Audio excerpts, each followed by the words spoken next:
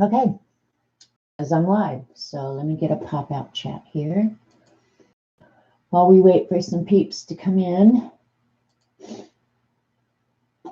And I have a little haul to show. Yay.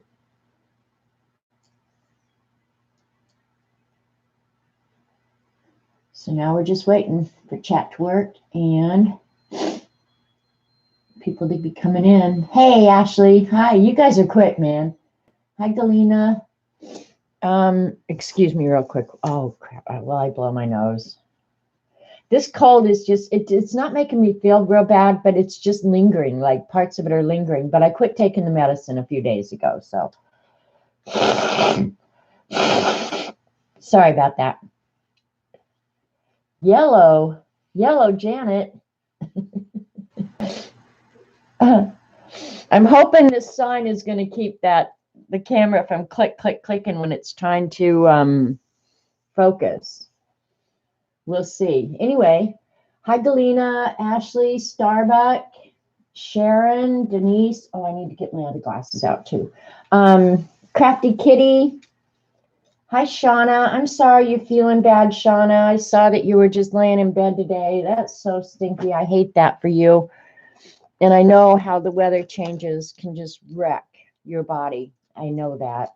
I busted my ass a few years ago, and I know, I mean, I think I cracked my tailbone. I'm not kidding about that.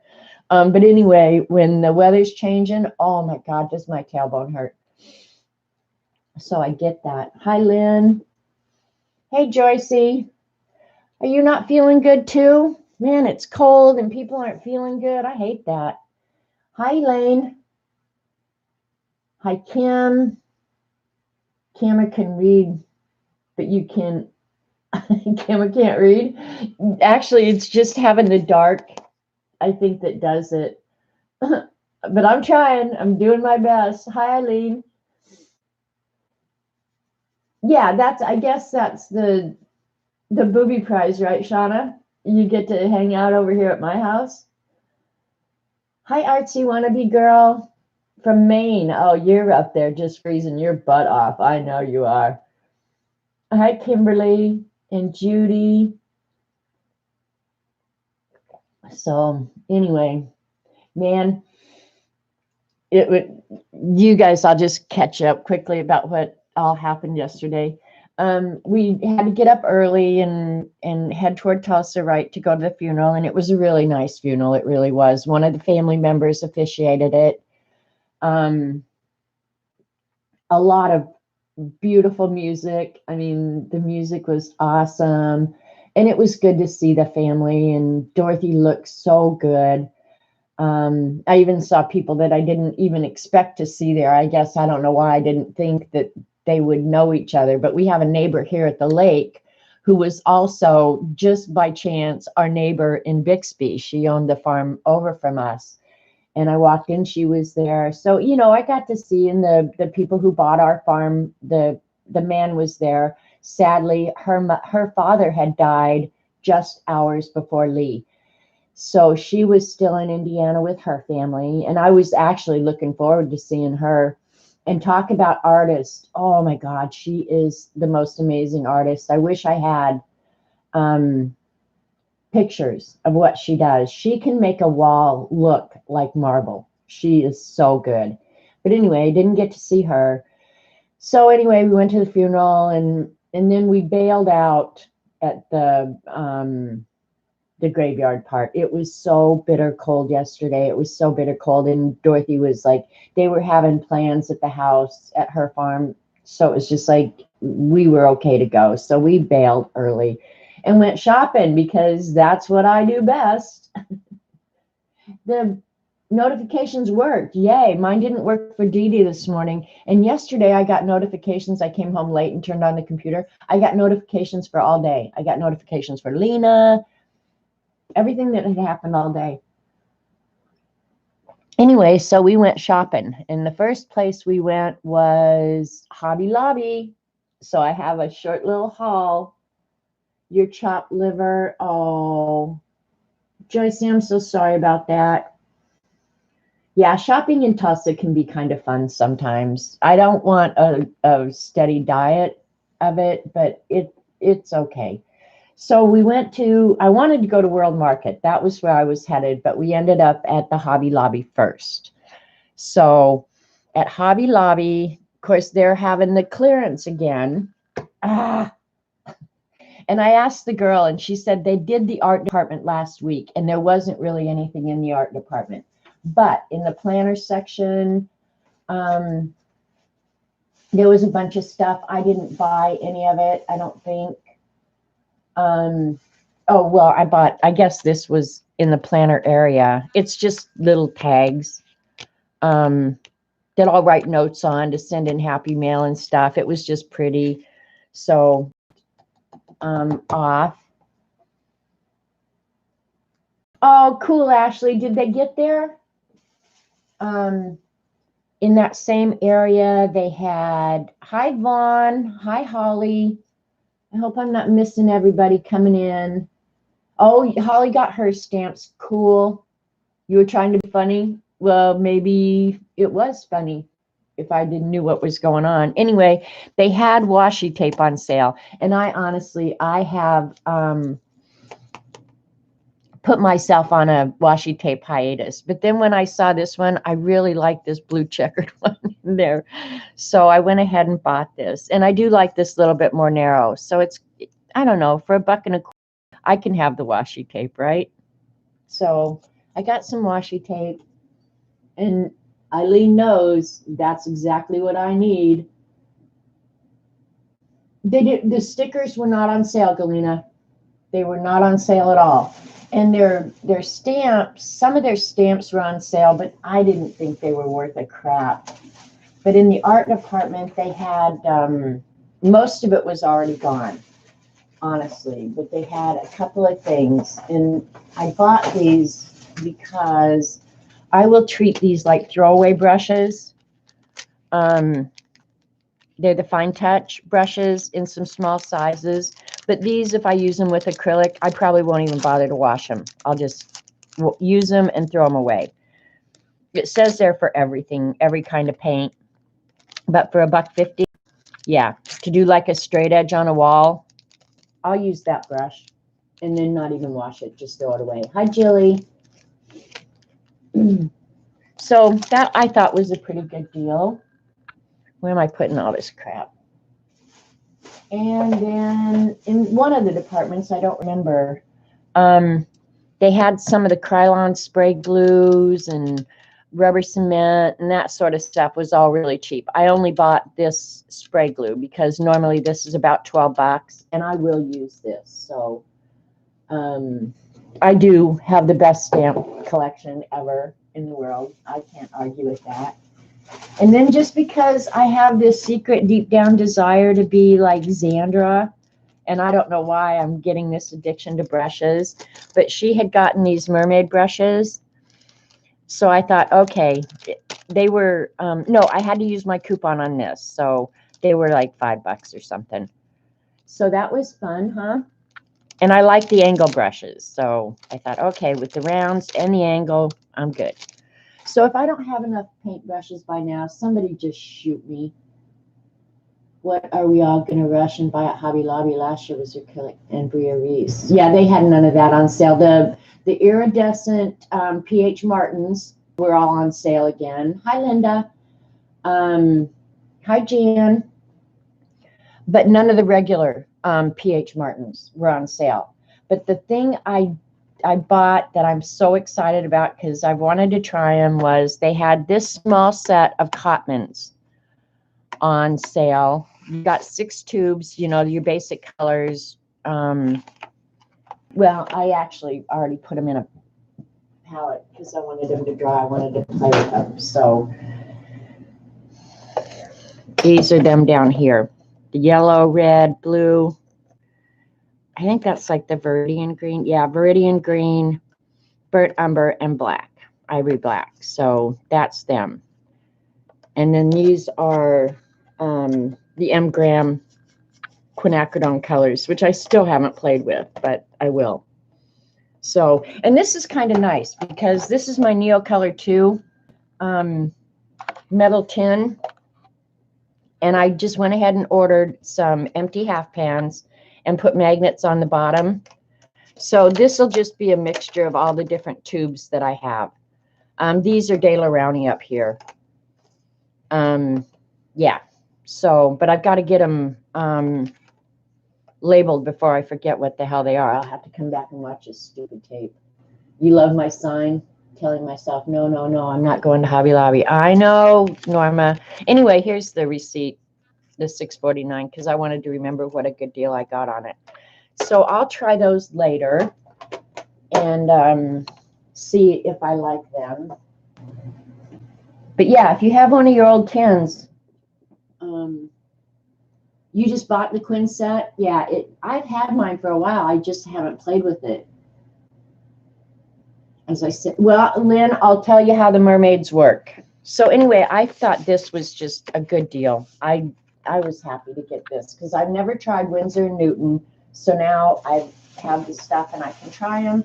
And that was all. No, that's not all. I bought these calligraphy refills for the manuscript pen because I have the manuscript pen that you can switch these out. So these were normally $15 on sale for $3.49. So I got those. And that was it. I mean, I didn't overdo. And they're doing it exactly like they did before, where all the stuff is in the aisle. Oh, there was one other thing. I'll show you. I'm going to leave these out. I might play with them. Everything's still in the aisle where it originally was. It wasn't back in the clearance. So you kind of have to walk through the store. You've had all from Daniel Smith, but M. Graham paint still on your list. I have some of each now. My niece brought me a bunch of them. I do, Lynn, now. I have way too many brushes. But those cheap ones, I don't mind throwing them away. Focus, you freak, is right up there with an idiot is calling you. Okay, and then the other thing, and I've actually been looking for one of these for a while. So I didn't care what the outside is like because I can cover it with stickers or whatever. But this is a 12 by 12 scrapbook album that has the posts.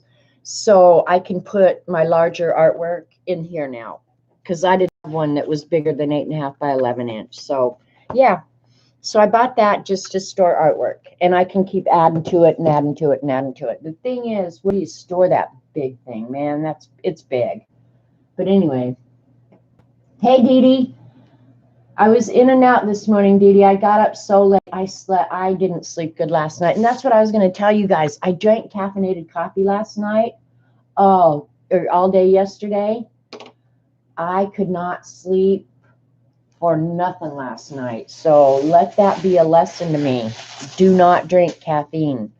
I used to drink it over at Mary's, so I guess I could tolerate it better. I can't do it anymore. Hi, Other Melody. Yeah, but the Hobby Lobby thing, I think, is going to be kind of hit and miss, you guys, because like I was talking to the girl and I asked her, I said, are they going to do the art department again? And she said, we already did it last weekend. She said the stuff flew out of here. So the art department at that particular Hobby Lobby, you didn't expect me there at all? Yeah, I just decided since Joycey's kind of under the weather today, I'll just fill in because, yeah, I don't have any better sense. I have a million things I need to be doing. Hey, Dixie Doodle. It's good to see you. So anyway, yeah, just filling in for Joycey. What else? Yeah, caffeine is not good for me. And I'm going to watercolor today. Oh, and I went to Barnes & Noble. That was the other cool thing. Got to leave focus, you freak, there, so the camera knows what it's supposed to be doing. I bought at Barnes & Noble. I love Barnes & Noble. I just love Barnes & Noble.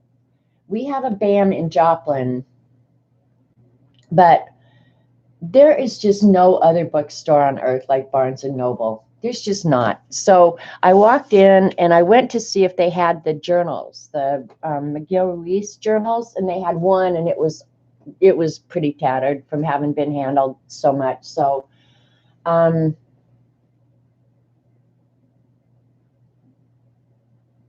Yeah, that's what I learned too, Dee Dee, is that the sales are going to be ongoing. And the Tim Holtz stuff was not yet on sale. And they're rolling them out every week. So I know they've already done the art department. They've done the planner department. She didn't know when they were going to do the paper crafting, Tim Holtz kind of stuff.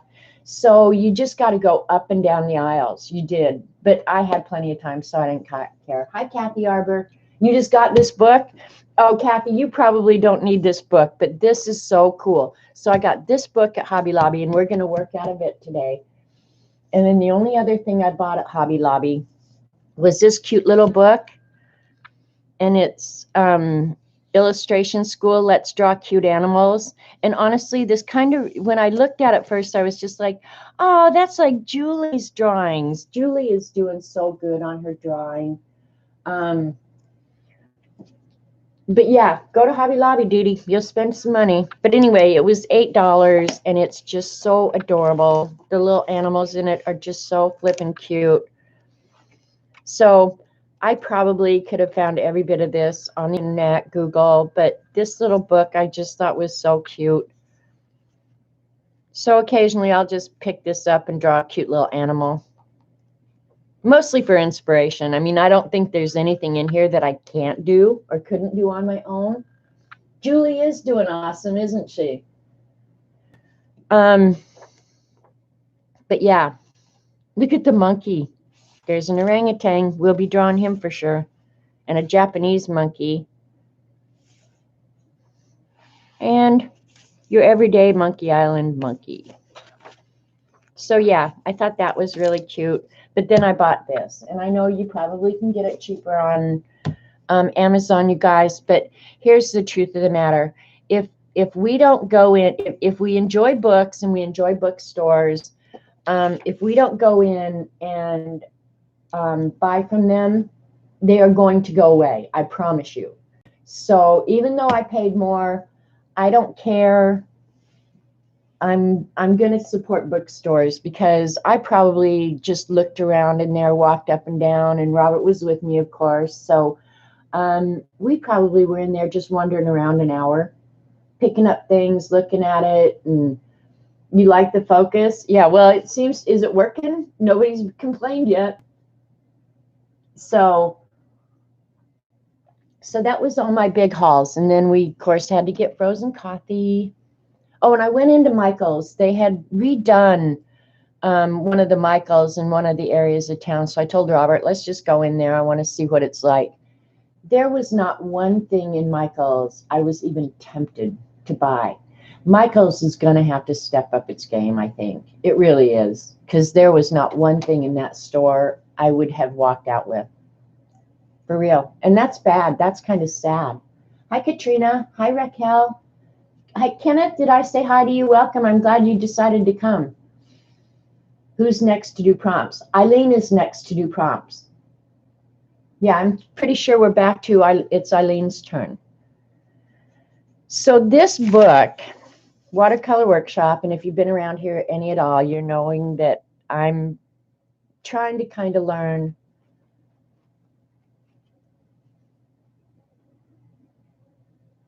who is it, Eileen?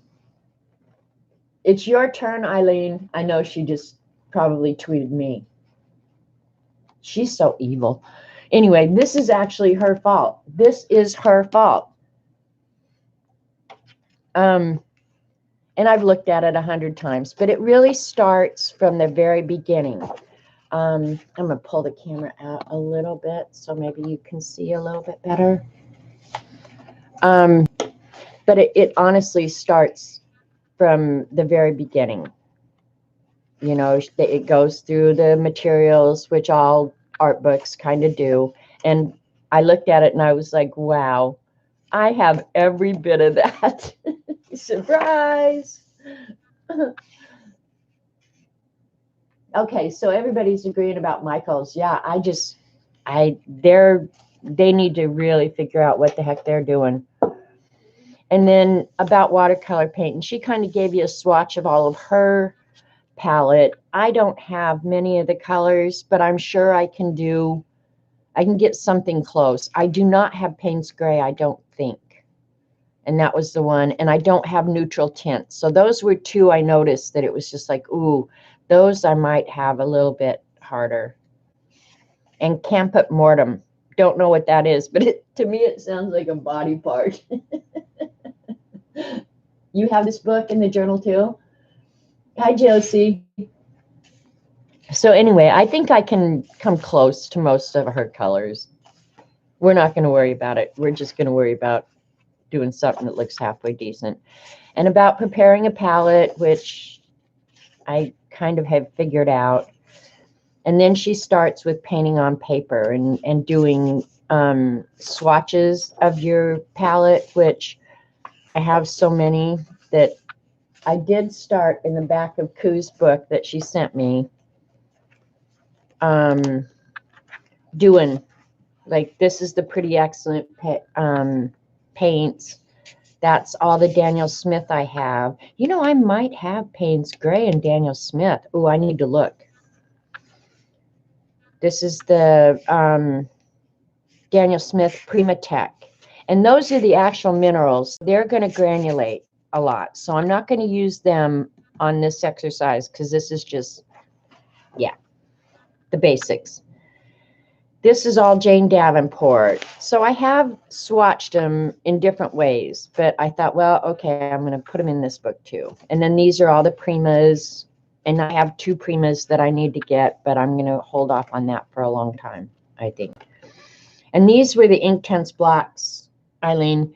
Can you see how they're streaky and icky and caca? I don't know. I didn't like them that night. Hi, Sharon. All right. Just mix raw sienna with ultramarine to make gray. Oh, you might have to help me in a little while, Shauna. All right. So that was all my swatches. I guess I didn't put the, did I put the, oh, there's the Pretty Excellent paints. So I think that's pretty much all my paints. This is the Mission Gold, which is the ones I've been using, and I'm going to try and get good at these. So, yeah. And so then I went ahead because what she has you do in one of the first exercises, okay, you can make Payne's Gray, a little black with indigo or ultramarine. Got both of those. Thank you, Vaughn. They are terrible, Eileen. I used to fight with you about that. And hi, BJ. But you know what? If after you have some nice watercolors, yeah, the Inktense blocks are caca. So the first thing, and I love this page that she's done in her book. I will ultimately have to try something like that because I think it's beautiful. What are you using for the swatch book? This is, oh, I'm sorry. I guess I should have said that. This is the B journal. This is B paper. My niece sent it to me. 140-pound, 100% cotton paper for watercolors. So, and the size is 5.5 by 8. So, I went ahead at the back and did some of the layouts so I can do some of these exercises today. Okay, so she starts you out. I mean, this is really, really basic, you guys. So if you're a watercolor person, you're going to be laughing your butt off at me just going, oh, come on. But I thought, you know what? I'm starting from the beginning. So she actually is using a 0 round brush. I don't even have a 0, but 0 is really, really small. So you got about 20 new subbies after today's show. It probably was, Dee Dee. Yep, it's all your trolls. And then this book is nice, and I think Bren has this book, and she has disassembled it. And it is a nice book because all of the signatures are sewn. So you can unbind this book, and then she's going to put it in like a notebook and actually use this book, I guess, to do the exercises. I'm not going to paint in the book. I'm going to keep the book intact. And then if I get all the way through it and my niece or somebody wants it, I'll be willing to give it away. I know that the last 3 or 4 watercolor books you got are my fault. Okay, but back up the boat, Norma, because the truth of the matter is, I may have shown them on my stream, but it was in the beginning, it was hashtag it's all Eileen's fault. Because honestly, I wouldn't know about half the crap in the world if it wasn't for her. So I went ahead and got the Mission Gold paints out, which I love. Scooby, thank you again and again and again, because I'm really enjoying these like crazy. I do keep a swatch in each of my palettes, but they get really trashed out. And that used to bother me, but I'm getting over it. Yeah. It always stems from being Eileen's fault. It does, Shauna. That is just one of the rules of the universe. It really is. So hopefully all the colors I need, I'm going to match as close as I can. Like I don't have, well, let me see. And then I also got out the Daniel Smith. I'm good for now, hon. Thanks. All right. See, this one doesn't have cad yellow in it either, but it has Hansa. So I'll just leave this one aside. Let me move this big crap out of the way.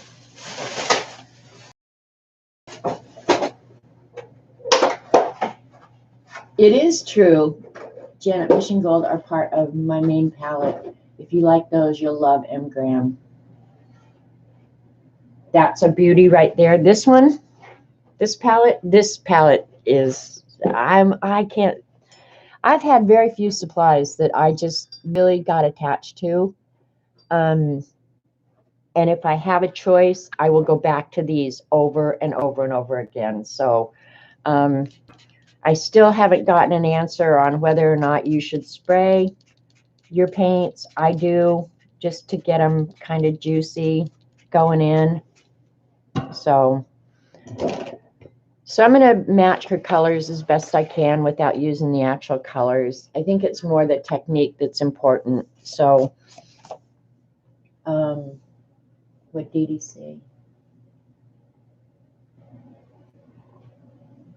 That the hashtag is stuck Dixie. I use it all the time. The trays of color, I know. Hi, Mary. All right, I'm coffeed up. No caffeine this time. I'm gonna put the book on the side. I'll tell you. I'll read you first what she says. Her tip on this one is subtle light colors like yellows can appear to be very similar when painted. Try using these pigments with as little water as possible to get the most intense and differentiated hues that you can. And then here's what she says about the exercise I'm going to be doing. We'll do 10 experiments using this wet on dry technique, starting with some swatch tests using your green and yellow pigments. Try painting with just water and a single color first. Load your brush with paint and apply it to the paper, filling in the swatch from one end to the other. As you paint across the shape, gradually add more water to the pigment, lightening the color as you go. I've done some of this. Let's see. I'm going to see if I have a clean palette here. So I won't use this dirty one. I'll use it up on something else.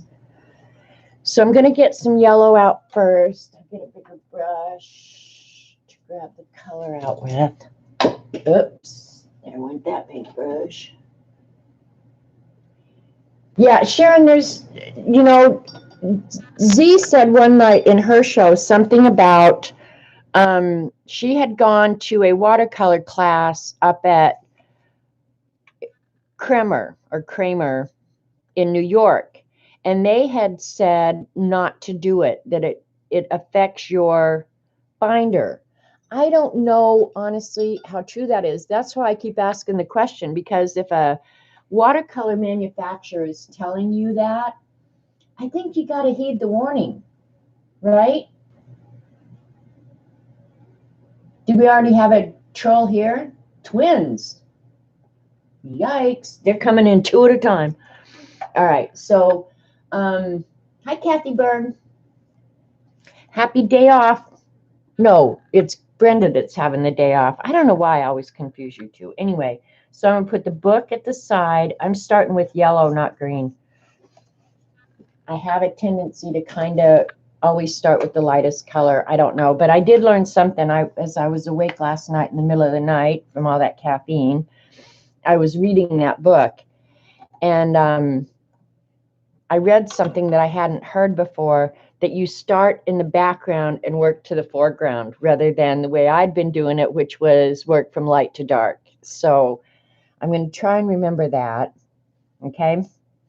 So let me grab some of this pigment, and I'm not great at determining amount of water to pigment yet, so bear with me. Hopefully I'm not going to goof up too bad.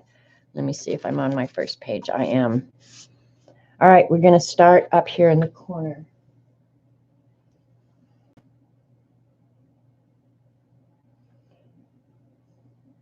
Oh, I was going to try and lift up some of this graphite too. And any of you watercolor people, if you have ideas to help me improve, please speak up. Okay, I'm going to add a little bit of water now. Might have added too much. Because obviously the idea here is to fade it out to virtually nothing, right? Well, that's working.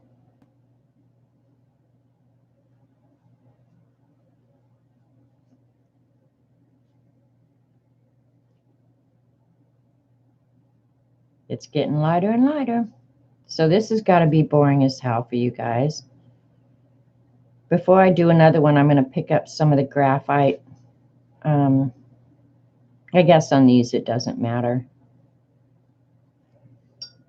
And you can, one thing I have noticed, you can definitely feel when your brush starts getting dry and when you need to reload. So that I can say is one thing I have already learned. And she said to go back and smooth it out before it dries completely. So I'm going to add up here some additional pigment because I think I added too much water.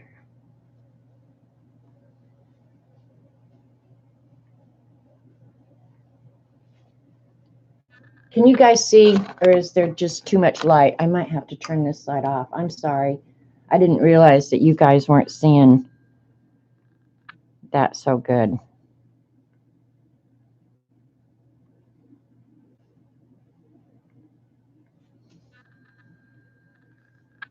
You can see right there. Well, maybe it's where it's still just wet. I don't know. But apparently the goal is here just to make it as smooth, that whole transition just as smooth as you can. So you watercolor all the time. You're a small artist. Are you small because you're not very tall? Are you small because you're just learning like we are? I don't know.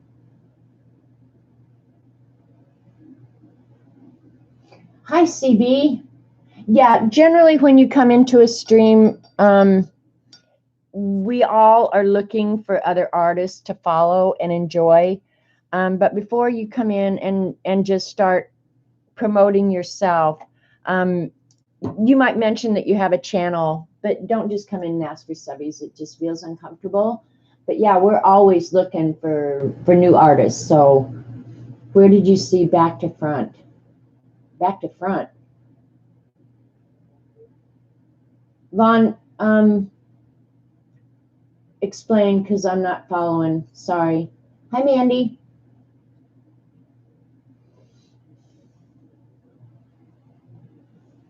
All right, so there's the yellow. I am going to pick up a little bit of this graphite, though. I don't like the hard edges. No, I'm going to leave it because I already started. All right, the next one she does is the green. I'll wait for Bonnie to tell me. All right, in this, I'm going to use Hooker's green. She was using, which green was she using? And I need to make notes of what exactly I'm using so I remember. Background to foreground, she meant. Yeah, that's what I meant. Okay, you're on the ball, Dixie. I thought you said you had heard to paint background to foreground versus light to dark. Yes. Yeah, she says that in the book, you know, that you work from the back to the front. Now, maybe that's just her technique. I don't know that either. She was using oxide of chromium on this one, but she's using a really, really small brush too. And somebody else had said to use the biggest brush you're comfortable with. That I don't know about either. So I've loaded up with green. Let's see how we go.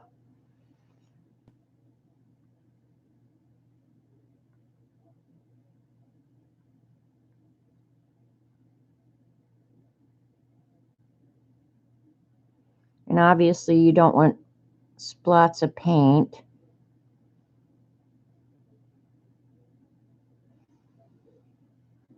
I'm glad I'm wearing my good glasses. Whew.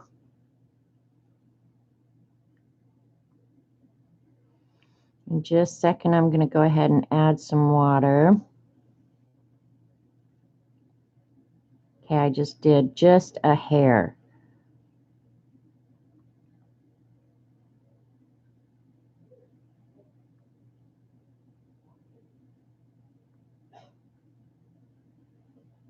Shauna's going, you're driving me crazy. Eileen, have you done any of the exercises in this book? Because I know you have it. And Kathy Arbor just got it.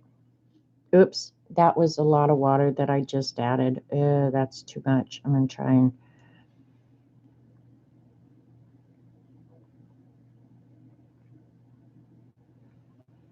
Now, see, how did I know that when I did that, it was too much? It was just like my brain knew that was too much. You shouldn't have done that.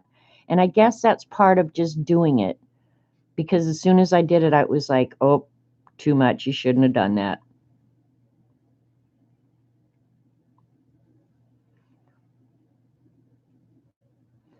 She said, go back and make any corrections before it dries. So, yeah, this one's going to be more splotchy than the other one. Oh, well. Live and learn. Live and learn. But that's why I'm doing this. And hopefully in 6 months, I'll do it again where I can really notice. Yeah, my brush is feeling real dry. Come back in 6 months, do it again and go, okay, I get why I did that.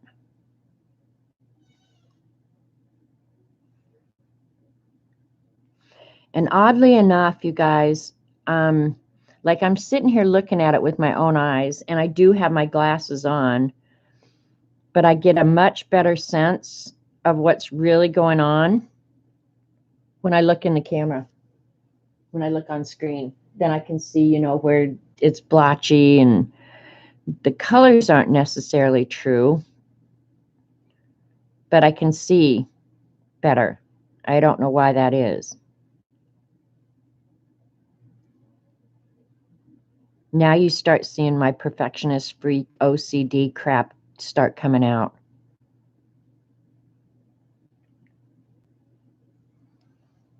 But I'll sit and paint that square for like an hour.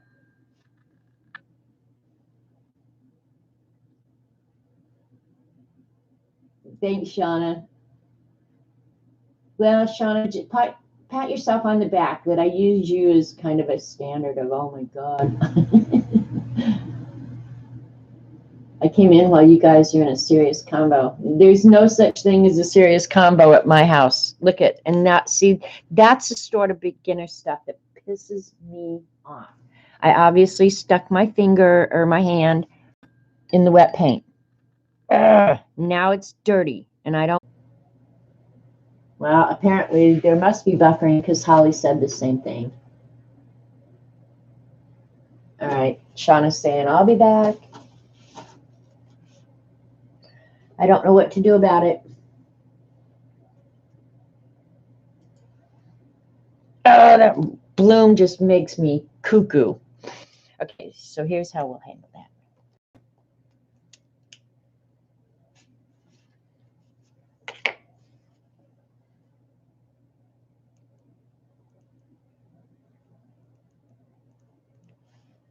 All right, are you guys back yet? Oh, crap. Okay, I'm back now. All right. So while I was entertaining myself while you guys were watching a spinning circle, I got pissed off about that big bloom that I just created. So I'm going to write myself a note here. Stupid, dumb ass, beginner, mistakes. And then I'll feel better about them. The bloom and the dirty paper. Now I feel so much better about them. Circle of fire, circle of death, circle of you want to bomb YouTube. Okay, so now we're going to use the same yellow and green. And in the palette here, there's still their original strength that I took them out of the palette. So we're going to start with the yellow and try and transition to the green. We'll see how well we do. So I'm going to load up with a bunch of yellow here. Here we go. Oh, I pulled you guys out. Let me pull you back down. Eileen should be doing this along with me.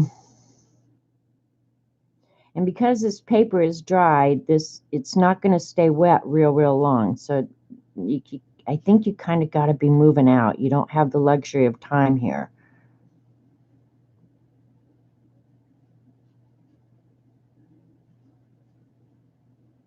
Okay, I'm going to add a little bit water and start doing lesser of the yellow.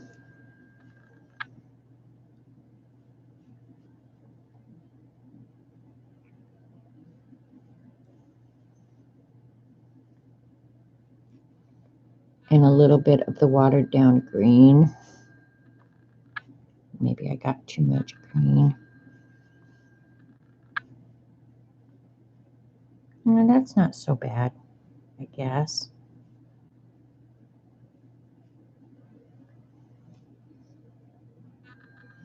Now I just contaminated my yellow, which is fine, I guess. I'll read chat here in just a minute. When I'm painting like this, I don't have the luxury of time. That's not a bad transition, huh? Oops, loaded up, I think, too much green maybe. But you can still see the yellow coming out, so that's kind of cool.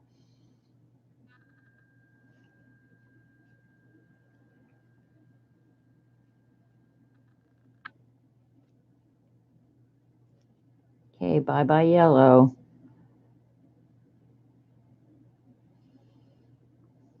I think I tried to transition it too long.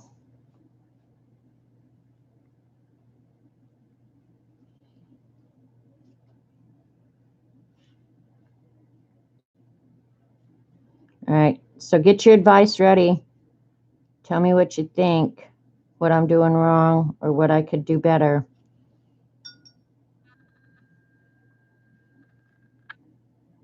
Because now I'm essentially just moving the green back up with water.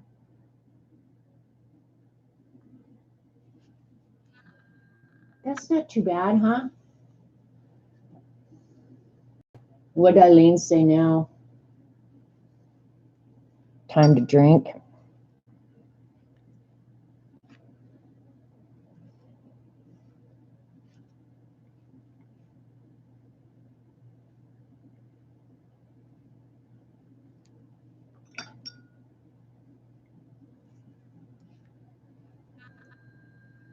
All right.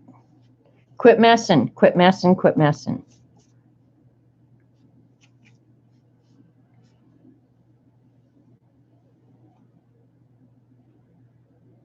Hey, you font have to stay in.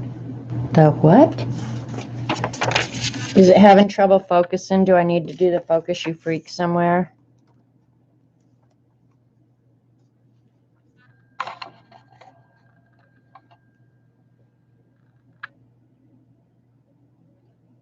Elaine already started drinking. So I don't know. That one's not so bad, I don't think. I think I'm going to start with, oh, I didn't skip my box. Oh, well. I'm thinking about starting with the green this time and working into the yellow. Somehow I think that's going to be more of a challenge. Maybe not. Same thing, just figuring out how to use your paint, right?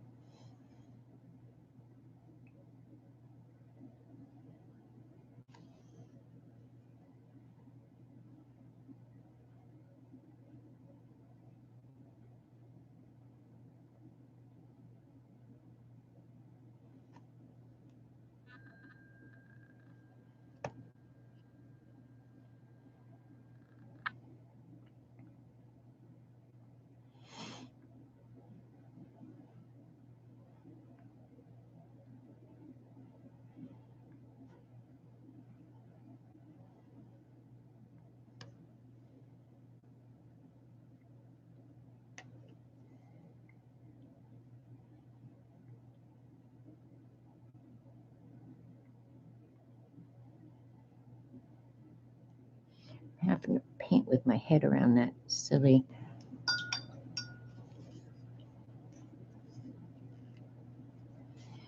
All right, now we're going to add some more yellow.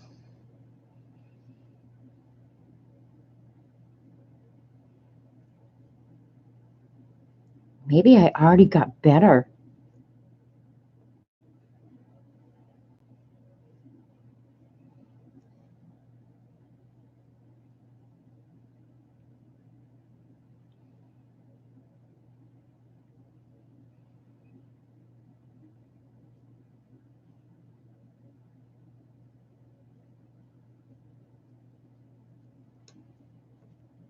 I don't know. I'm liking that one better. I think I did better at that.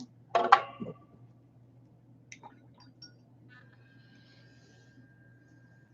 love the watermark on the top green block. That is my, yeah, that's like the wet on wet. I really like that too. And a lot of the exercises she shows in here kind of have that technique or that appearance to it. And yeah, I think I got better there, and I don't know why. I felt like that green going from the darker color into the lighter color was going to be harder. Of course, my edges are a lot better. I have to say that. But yeah, I think that one definitely is improved. Yay. Anytime we can say we did something better is a good day. All right, and then let's see. Okay, she did the same thing where she went from the dark to the light, and then she did the light to the dark. So we're caught up on page 38. So to me, traditional watercolors are so boring. But you know, Eileen, I'm not a huge landscape person. I will agree with that. And that one I did the other night of the bridge was so challenging for me. But I liked the art itself, so that was kind of weird. But I have to remember too that I'm learning something new. And I know I could go do it with watercolor pencil or graphite so much easier. But I think you have to learn the basic techniques before you can know that what you're doing is something other than a happy accident. You know what I'm saying? I mean, I like happy accidents too, but I don't know. I just feel like I should know at least the basic ideas of what not to do, or don't forget the magicals. I love magicals. Ugh. Anyway, okay, so I switched the page. She said go to carmine and yellow. Let's just do the red ones. Okay, I don't have carmine, but I'm going to say that the permanent red is probably pretty close. Paintbrush. You need to use more water. Okay, well, that's good information.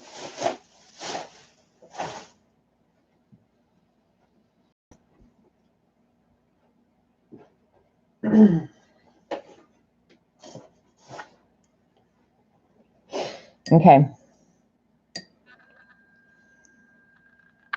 Adding some water to the yellow. And I do have two waters here, a very clean one.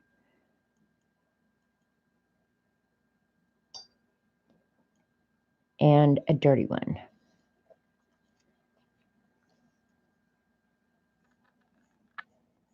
All right, I'm going to clean out that yellow because I contaminated it with green.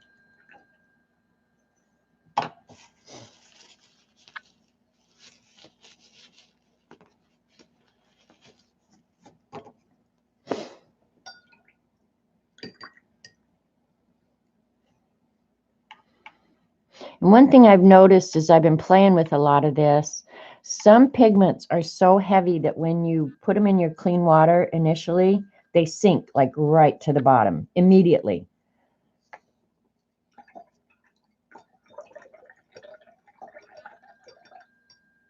Okay. So we got some clean, uncontaminated paint now. Hi, Kenny.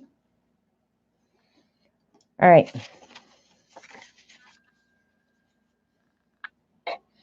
I'm going to do the yellow and red now. And the camera is trying to focus, so that's a good thing. All right. I got lots of water.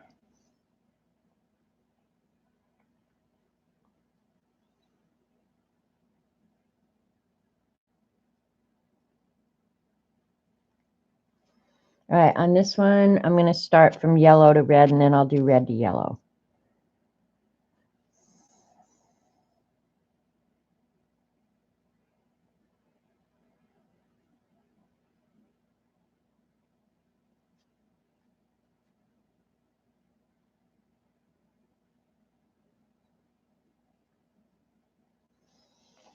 And this time I'm going to use a different well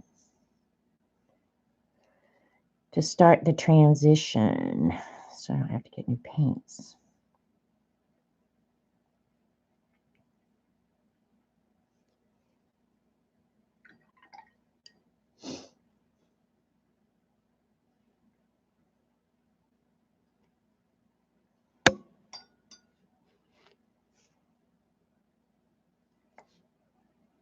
Ooh.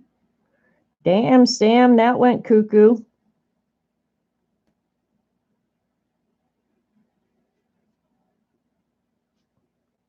That red is really powerful. I barely had any on this brush, any at all. Whew.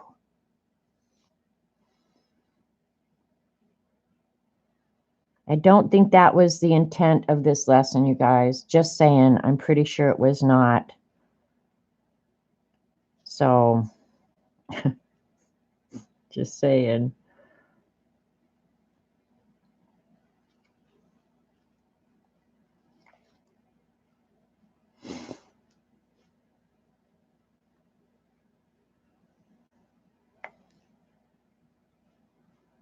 More water, that is helping.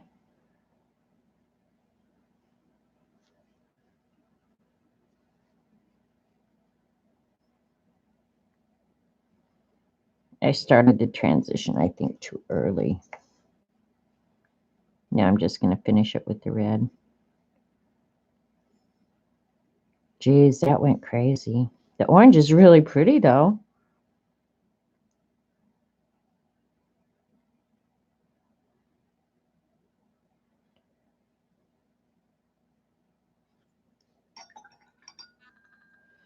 Now I'm going to try and go back.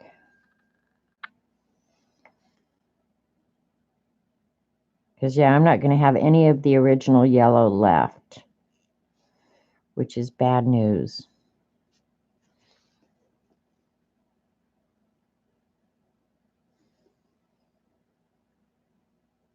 Okay, some flow more than others, or I may have used more water. Yeah, I don't know.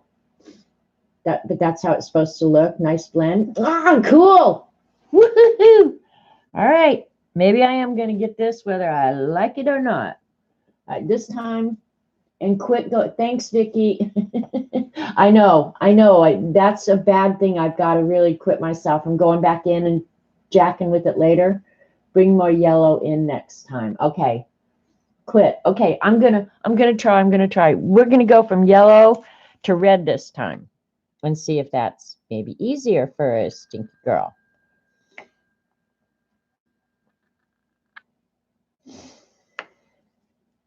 Another thing I'm gonna try, I won't I won't force you guys to watch it, but I also want to try this same exercise with some craft brushes just to see how much difference the brush really makes. Because I know these that hold a lot more water. Now she was doing these exercises with 0 brush, a size 0. I'm using a 6.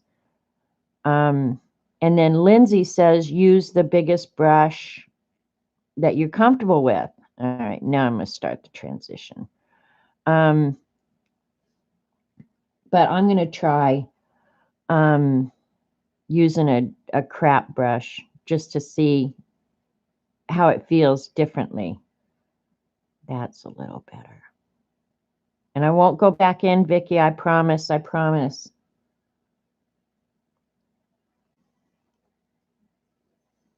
Okay, I went too much into just the red. I know this is going to be too red. I can't do that. Sorry. I know I'm goofing up there. I got to get more yellow.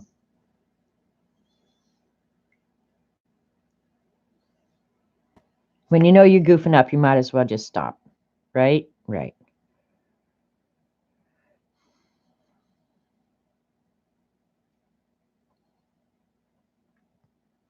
And I know I'm just supposed to be pulling that water bead down as I go.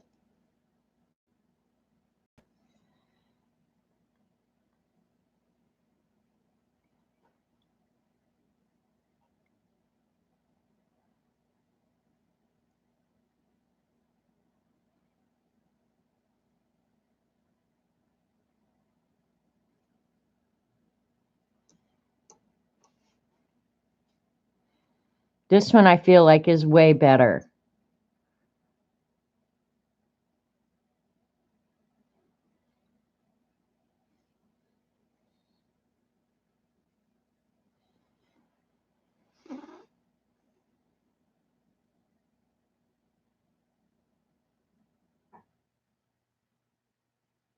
Yeah, I'm not going back in, Vicki. That's it. It's going to have to be whatever it is now. Because I kept some of the yellow on this one. So I like the mix of colors too, but I just feel like for actually technique, sorry, of using the colors to transition, I think I did a lot better on this one. But again, I guess it's all what you like at the end of the day, right? And I was actually going to do this different where I started with the red and transitioned to the yellow and didn't. So I'm glad I have extra squares. All right. And I'm not, yeah, I did good on that. I'm not going to redo that one.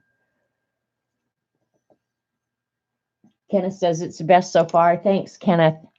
But look at how much fun. The page is getting really pretty now. All right. And then the next one, she said, do the Opera Rose and Windsor Orange. Windsor Orange. I do have Windsor Orange because I just bought it yesterday, you guys. And I do have Opera Rose. So we're going to do the rose and the orange. I bet that's going to be pretty. Because I just bought it. Of course, it didn't have time to dry a lot, but it should be okay. Thanks, Shauna. All right, here's the Windsor Orange. I'm going to go ahead and just yank it out of the tin because I don't have room here. And hopefully it won't matter that it only dried overnight. That was the first thing I did when I got home was put the Winsor and Newton paints in their little pots. All right, so we'll use the last 2 wells over here for the orange. And this one hasn't been wetted yet, so it's going to take it a minute to go ahead and dissolve a little bit. So use the belly of the brush, slide the colors together. Okay.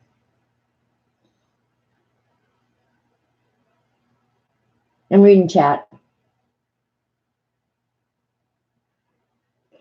See, that's what I'm learning, Kenneth, is that sometimes you just, and you have to understand, I tend to be a little bit of a control freak. You can ask Eileen about that. I'm much better since playing with magicals about just letting the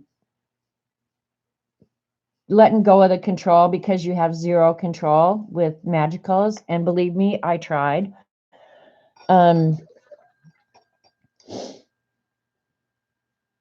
But yeah, I'm learning to totally appreciate just letting it do whatever it's going to do.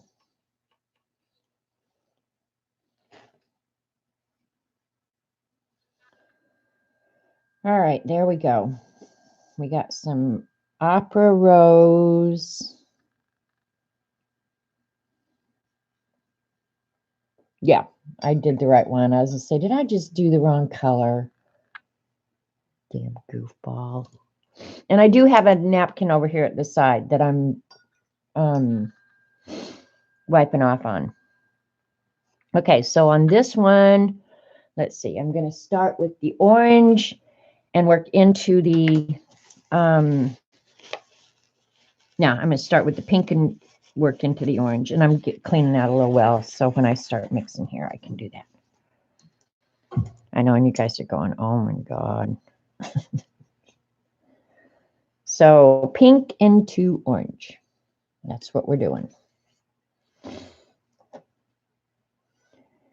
We're using Pissy Pink, Eileen. Close your eyes. And this pink is pink. Believe me, it is really pink. Yep. Definitely need more water there. Hopefully that won't make the paint too light.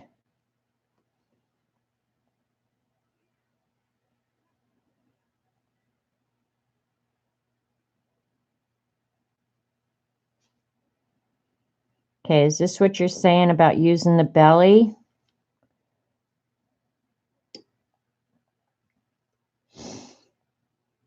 There.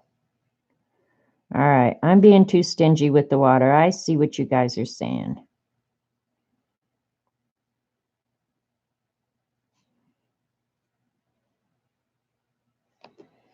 I want to lift the page up so the water doesn't flow backwards.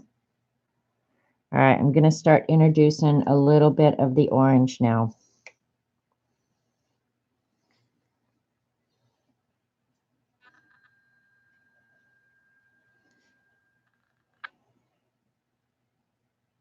Oh, that's pretty.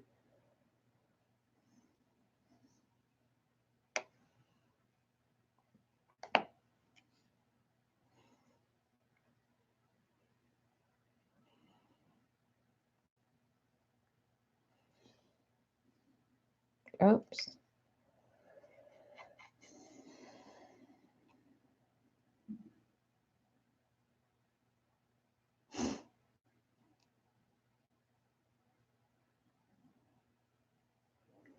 The orange she used was a lot lighter.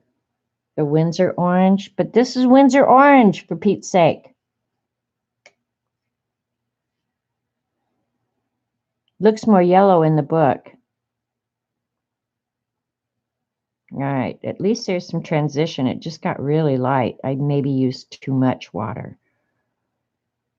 Live and learn. That's what we're doing here, living and learning.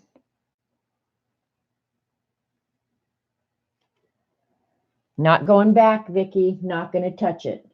Load your brush so you don't have to lift off and keep reloading. Okay. Well, wouldn't it have to do with a bigger brush, Shauna? Because I think yeah, see how this one's going to get that hard edge right there? That's when I loaded a lot more water. You see the blend, it looks good. Yeah, it worked. And then she did some other crazy stuff in here, but I'm just trying to see where she did because she said, let's try incorporating 3 colors into a single swatch. Select your first color, start painting from one corner on outward. When you feel there is enough of one hue, transition to the next, continuously blending as you go to keep the paints fluid. Remember to keep cleaning your brush so you don't contaminate the next color. Switch between the pigments as you fill in this swatch to create a balanced composition. So, you know, hers obviously looks so much different, and I think she is using a lot more water. So the 3 colors she used was Windsor Red, Windsor Orange, and Scarlet Lake. So I've got I'll just use what I've got. Yeah, I'll go ahead and use the yellow because I don't think it really matters. Okay, so I'm going to use the yellow, the red, and the orange this time. So I'm going to start from the yellow and go into the orange, but I'm going to try and use a lot more water. I'm going to add some more yellow because I really put a lot of water in that. All right, here we go. I'm going to start with the yellow. Oh, that's a lot of water. That's a lot of water. Oh, well, live and learn. That's what we're doing, right? Right. Are you done getting through that filter? I don't know. Robert and I decided to do this crazy experiment because I was so sick of the coffee out of my other coffee maker that I decided to get a percolator, which I've always really liked percolator coffee, right? And oh my gosh, we're not doing something right. He just brought up about a half a cup of grounds.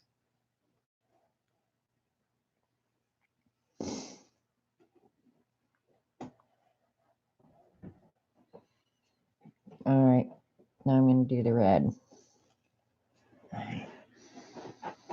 What, honey? Oh, because it's so cold. Poor Robert. It's so cold here. He's having to spend more time in the house.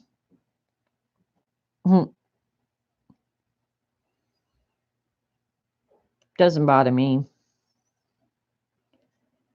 He doesn't like it, though.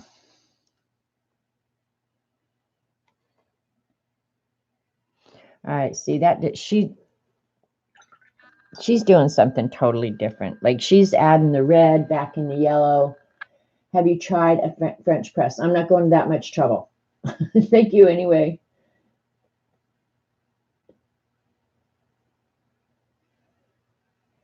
Can you get rid of the cauliflower look, Ian? Huh, hang on. I wish I could go back and chat, but I'll go back and read the chat later. But like, I know, Vicki, I'm not supposed to do this, but I'm going to do it anyway. Because I do like hers, how it's kind of more model look. So I'm going to go back in here and add some yellow in here.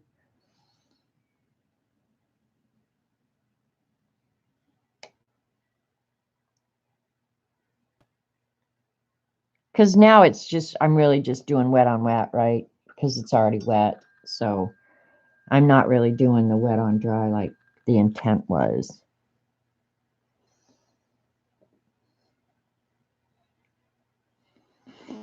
Vicky's going, you went back in and I told you not go back in. Like, okay, sorry. I just want to get it pretty like that. Because this is probably more how I will want to end up doing it. I'm going to clean these wells out, so I'm going to add some pink in here too.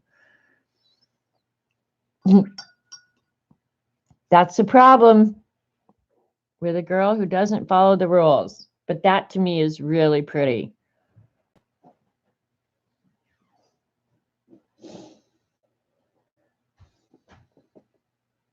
A French press is so easy. It doesn't bother you that Robert has to be outside. Fancy, you know it really doesn't. When you're all done, squirt the page and it'll look good. See, I like having a page like this in my book, Eileen, though. I really do. Actually, if I'm going to be honest here, I'm learning, but like this one that I just totally broke the rules is probably my favorite, just for the way it looks. Do whatever you want. Eileen, behave. That's not going to happen ever. Use French press for your cold brew. Well, I may have to do that because whatever we're doing right now is really not. I like the taste of the coffee, and it's definitely hotter. Hi, Lynette. Because that's the thing about the drip coffee makers. I just never felt like the coffee got hot. It was never hot enough. And so the flavor suffered. Yeah. So, yeah. All right, here's another clean one. I should have bought about 5 of these. I'll have to clean one later. We'll use this one in the meantime. Okay. I can't flip the page. There's a yellow duck in there in this one. I actually like the way this one looks. But if I don't do this, I'll never appreciate how to do this or why. So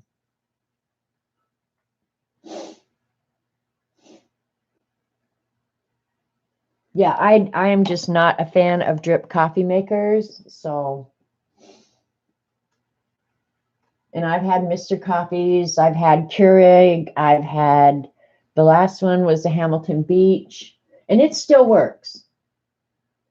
The Hamilton Beach is still a viable coffee maker.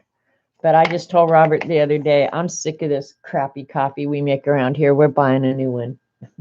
So, look what I just did.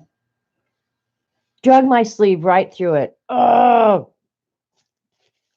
here, stupid, dumbass, beginner mistake.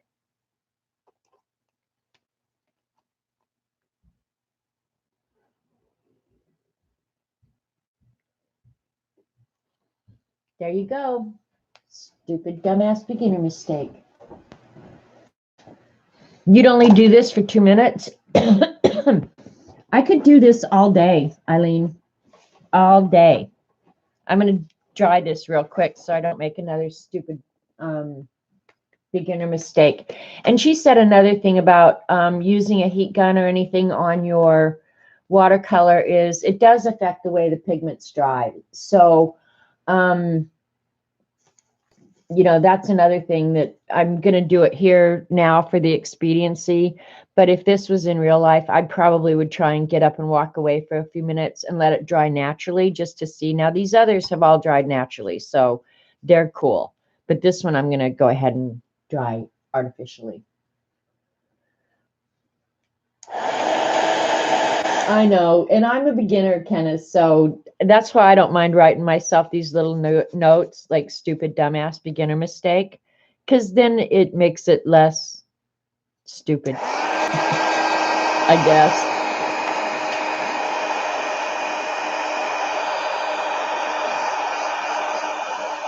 I like the vibrancy of this one too, because I'm a bright color person.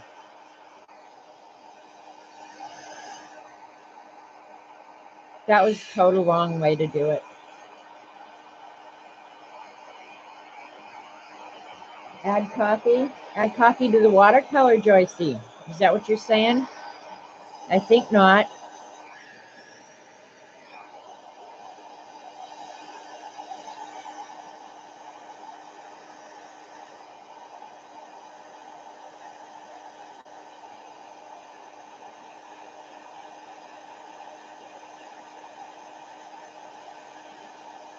All right, while that finishes air drying, I do want to write some notes right now before I forget, because otherwise in about 10 seconds, this will not be useful to me, or I'll have to come back and watch the video, and I'm not good at coming back and watching my own videos. I mean, like, not really not good at it. Okay, that's the top. So I'll write on here that this is wet on dry.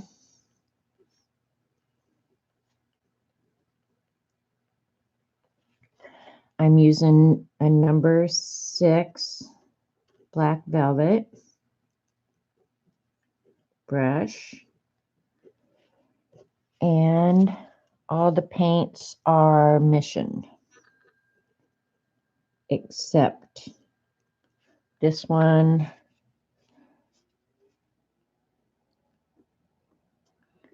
where I used Winsor and Newton orange. And now that I've written that down, I'll remember it. Now, will I come back and use this? I hope I do. Yes, you then get Eileen participating. Oh, what, if I throw coffee on something, she'll participate more and quit bitching? She can just sit there and bitch. She needs to go out and clean her kitchen. I'm sure her kitchen is a mess. A mess, I'm telling you. We're moving on to the next one. All right, now this starts looking really fun to me. Eileen, you might like this. Look at this. Go to page 42 in your book and get your paintbrush out. You evil person. It says, here's your little free tip of the day. Did I read the other free tip of the day? All right, I'm going to read you this little tip that she's given you in the book in here, because I didn't pay attention before, right? When mixing multiple colors into one painting, start with the lightest color first whenever possible and move on to the darker colors after. This will help keep the colors in your painting pure and allow you to refresh your water less frequently. For example, in the first swatch, well, she only uses 1 tub of water. Today I got 2. For example, in the first swatch test on this page, moving from Naples yellow to carmine allowed each color to stand out individually. Well, that didn't happen on mine, so whatever you didn't tell me was not good. But we've already moved beyond this because ours doesn't look anything like hers. All right, here we go. Here's our next tip. Be sure to clean your brush frequently when painting with multiple colors in a small space. This will allow each color to pop individually, as you can see on this page. Each different hue of blue or purple is still identifiable even in the more flowing swatch paintings. So I don't know. I'm just going to have to keep practicing, I guess. So the technique says, next we'll practice the wet on dry technique with our purple and blue pigments. First, we'll paint a few multicolored swatches where the colors flow into each other one by one. Start on one end with your first color, and as you paint across the swatch, switch colors, carefully blending the areas where they connect along the way. Okay, that seems simple enough, right? Hi, Whippy. I haven't seen you in a long time. I hope you're good. Hi, Nana Mo. I don't think I said hi to you.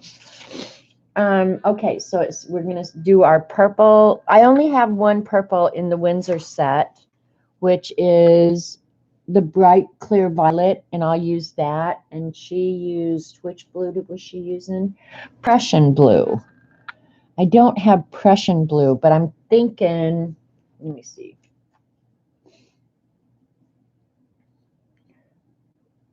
What would be a good comparative color to Prussian blue? I'm thinking maybe cobalt or cerulean. I'm good, Whippy. Doing real good. Hi, Jean. Hope you're feeling better, Jean. I know you woke up with a horrible headache. So we're just going to pick a blue. All right. This one, actually, I had used cerulean in this one before, so we'll use it. The 2 side by side, right? And actually, I might just work right out of the well this time. All right. So in my mind, the blue is the lighter of the 2 pigments. I could be wrong. Ooh, I got a lot of water in there. It's all right. I'm learning wet on dry technique right now, Jean, out of the here. The watercolor workshop, which I think you do have. So oh, look at Eileen. She's blaming poor Jean's headache on the Inktense blocks. That is really going too far, Eileen. All right, I'm going to put some of this cerulean in here. All right, I'm going to add some little water. Ready? Why am I nervous? I shouldn't be nervous. This is supposed to be fun, right? Going to make sure I have ample water this time.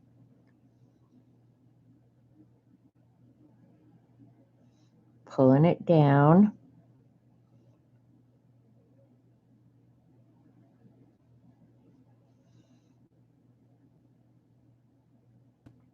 All right, I'm going to clean my brush and add some purple now, so I try and get something like more of what she has.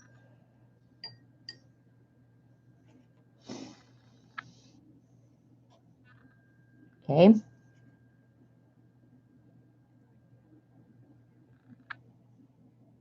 Oh, that's really watery. Try and get some pigment. There we go. Now we got some pigments going on.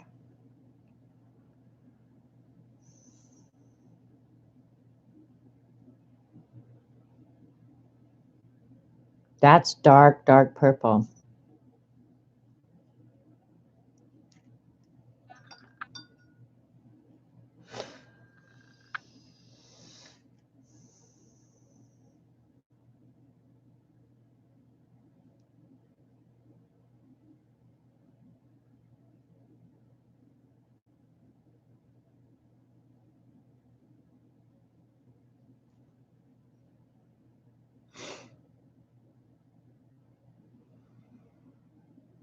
It's like the paper's sucking up every bit of the water.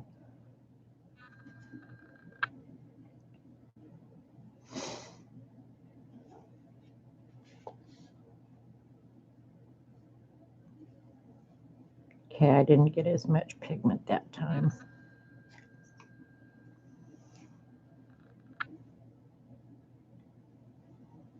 Just playing and learning, Jean. And making dumbass beginner mistakes, but that's okay. That's what you got to do, right? Because I know I shouldn't leave the puddles where there's a lot of puddle in there. I'm going to add some purple in there.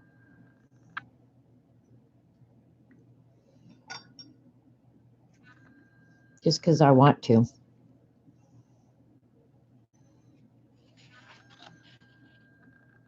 Poor Vicky's going, oh my God, you need to leave it alone. Sorry, no can do. Now drop that pink in there.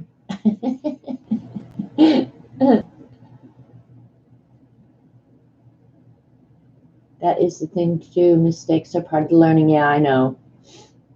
That's probably right, Jean. You're absolutely right. And you can definitely tell I had far more water in these down here. So, but I don't understand. Okay, you guys probably know, and Vicky's going to shit her pants right now. Because I'm going to go back and add water up here. Or maybe I'll add more of the blue. Just go over this blue to make it darker. Because it's already dry.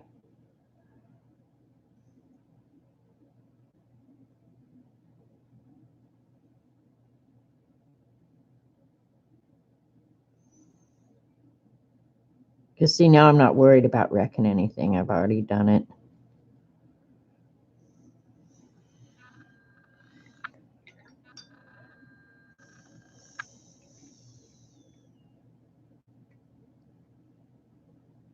This paper does dry really quick, though, I have to say.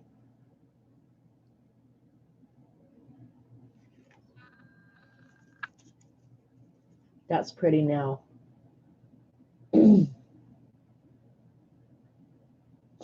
Yeah, we only speak English here. We can't translate, so we'd love to have you stay. If you can use a translator, we'd appreciate that a lot. But it still doesn't look like hers. But I think I'm going to get more like hers when I get into wet on wet. That's what I'm thinking. Yeah. And then the next one she uses ultramarine caput mortem, which is the body part, and I don't have that. And manganese blue, which I don't have manganese blue in here either. I might have it in the Daniel Smith, though. I mean the M. Graham. Daniel Smith. I do have the manganese blue. Woohoo, look at this. Manganese blue. Let's see if I have the body part one. Caput mortem. Sorry for the darkness. I don't know what that was about. I don't have that. I don't even know.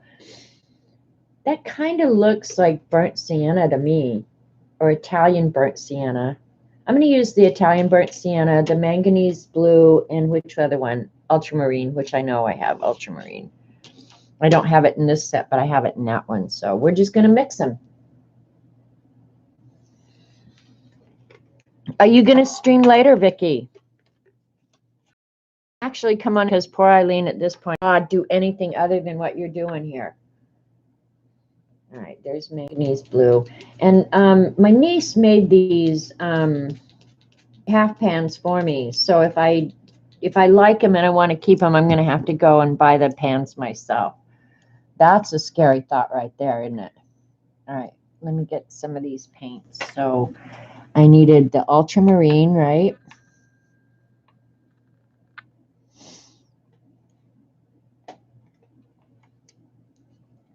And Koo, if you're watching this, I so appreciate you sending that to me.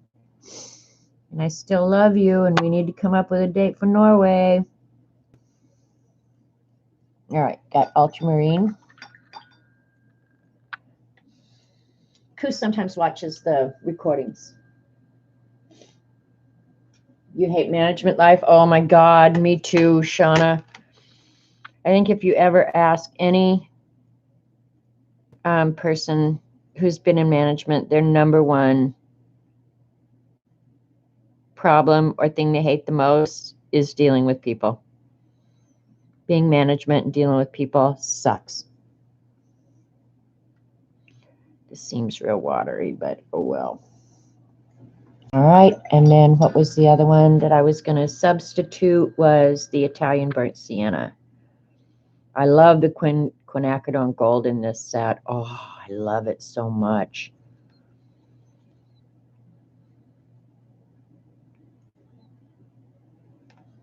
Okay, we've got our 3 colors now.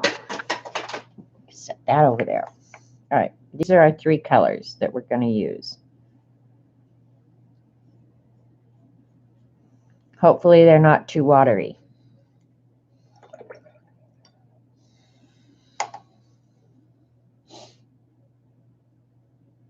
For me, it's the can't take a day off or the place goes to crap.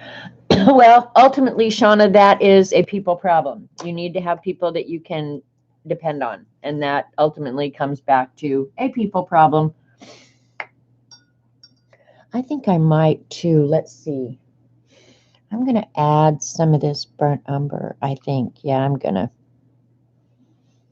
In with this brown. Yeah, I think that's more accurate color. Yep. Okay. And she said start with the lightest color, which in my humble opinion this time is the manganese blue. We're going right there. I have water there, but I didn't splash it around, so that's good. That's not a stupid beginner mistake. All right. Yeah, it's clean. All right, here we go. She actually did the light. I'm going to do the lightest. Nah, I can do it from this end. What the heck? All right, here we go. Oh, that is really light. All right, I might have to go back in and get more pigment. But this was light, so let's go with it. What the hell? Poor Eileen. I'm feeling sorry for Eileen right now. I'm going to add the brown next, like she did.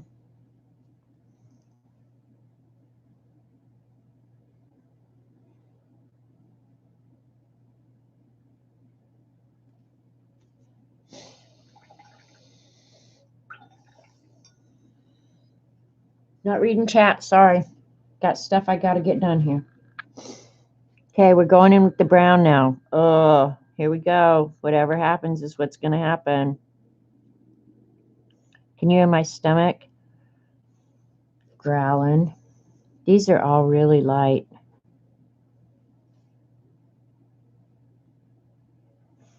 But I want that to flow backwards up into that blue.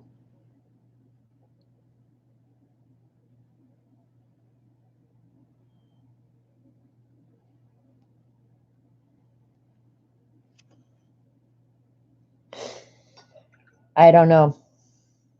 If anybody knows how she got hers to look like that, wet on dry, I want to know. or unless she's coming back in with more color later, which Vicky just told me I can't do.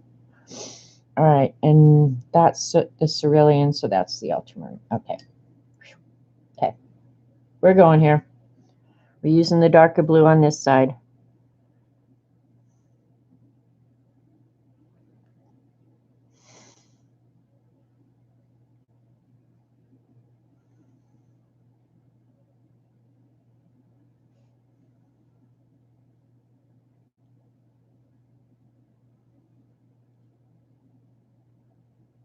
So much for my lines.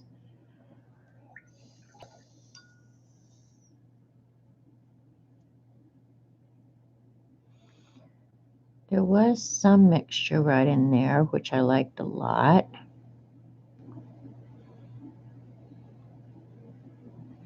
All right, let's just let it do whatever it's going to do now. Quit dinking with it, or Vicky's really going to yell at me, which she should. It's the moose poop that's messing you up.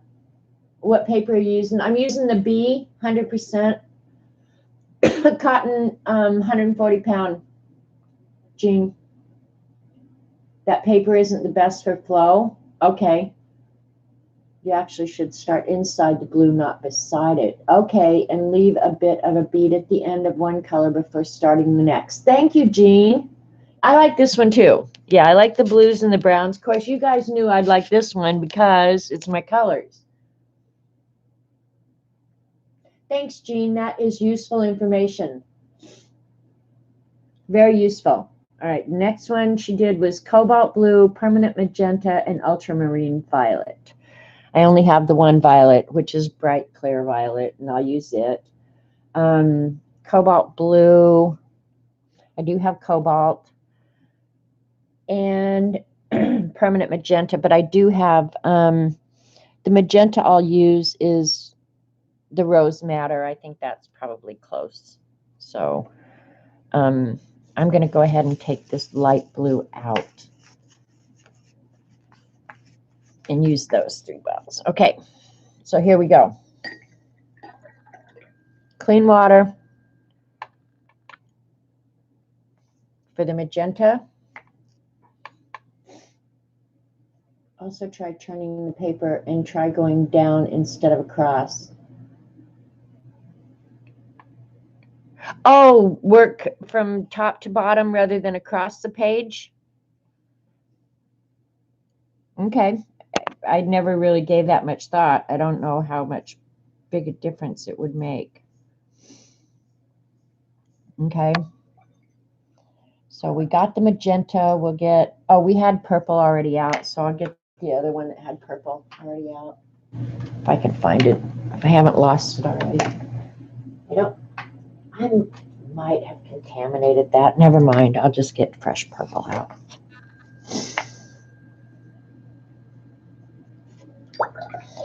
And what was the other one? Purple, magenta, and cobalt.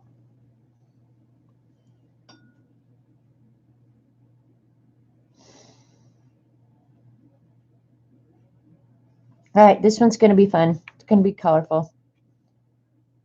Haven't gotten my sleeve in the paint in the last 5 minutes, so I'm feeling pretty proud of my bad self.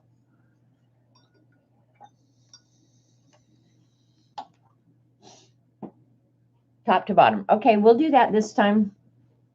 Never know until you try, right? So let's go.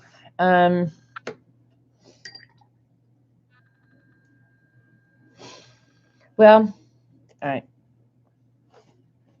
The page doesn't really have a top or bottom, so I'm going to work this way to keep my hand and sleeve and stuff out of that one. I do like that one, though. I like what it did. Do you guys think I should get out a different kind of paper? Looks like it's neutralizing at the blend point. What does that mean, Ian? And is that a paper problem or a paint problem? See, that's the sort of stuff I don't know. All right, so I'm going to start here.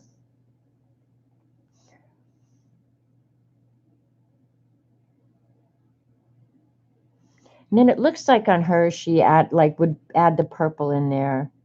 I've got quite a bit of water on here.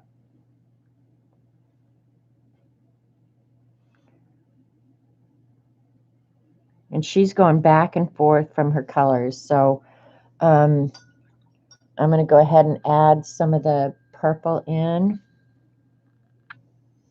up here. And Jean is saying start back in the paint and pull a bead down. So I'm going to try that.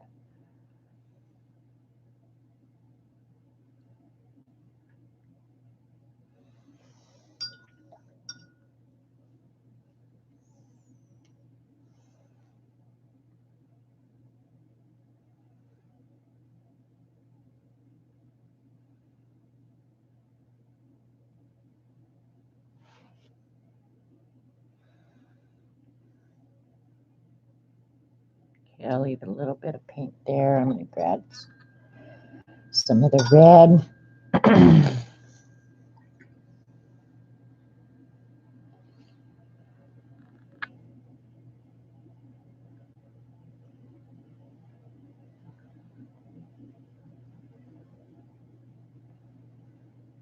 I have totally left the lesson in case you're wondering. Because I wanted mine to look like hers, but it's not. So, God,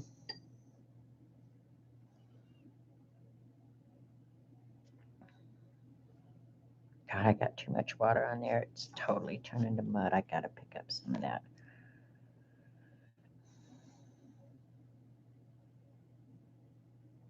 I want to bring the red back in now.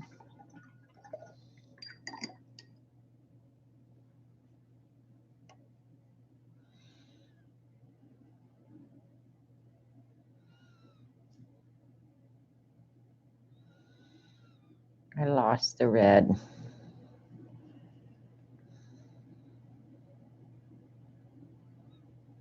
That's okay. Live and learn.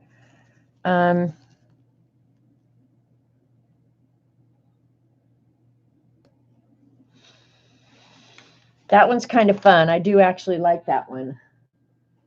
The brown is neutralizing the blue, making a gray brown, especially with the darker blue, but that is expected because ultramarine and burnt umber make a nice gray black. Okay, well, see, that's the shit I need to learn.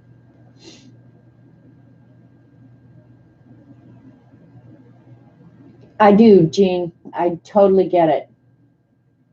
Now CB is talking in some crazy language. Do you like caput mortem? I don't even know if I'm pronouncing it right, and I know you're asking Ian, but I don't even know what that is. You like that one? I mean, these are getting fun, and I think I'm learning. And her last color is indigo, cobalt, and turquoise. It's just 3 blue colors, which I will love because I'm a blue girl. But this blue and brown one, I think this one so far, honestly, is my favorite just because to me the colors are so pleasing. I wish it didn't have that spot, but oh well. Oh well, it will. But I like this one.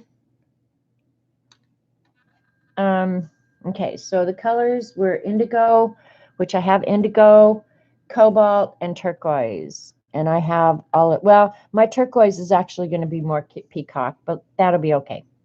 And I don't have very much red yet, so I'll use this well in here.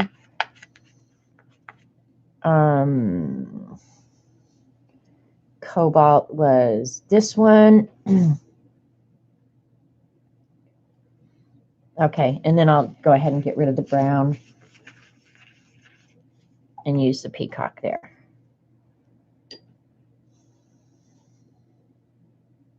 And indigo.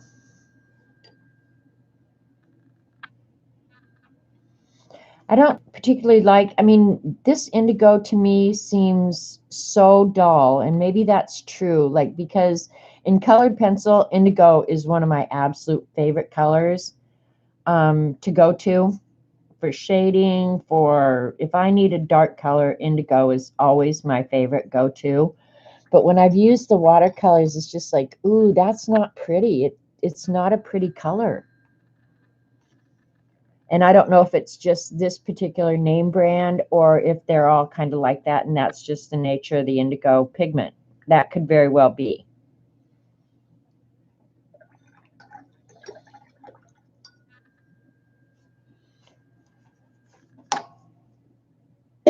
Janet needs layman terms like me. Yeah, like speak in as clear a plain of English as you can, because really I have no clue what you're talking about. All right, so it's these three that I'm going to be using this time. Get my napkin, dry my brush, and let's start with the cobalt.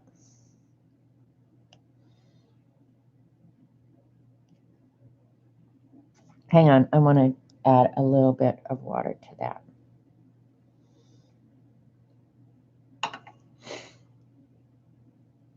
All right, hopefully that's watery enough.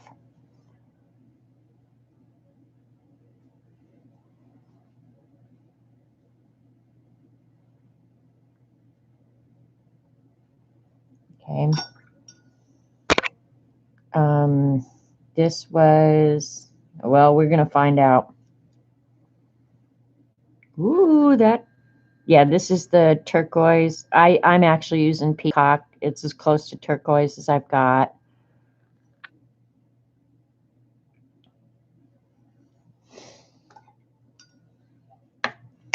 And then the indigo.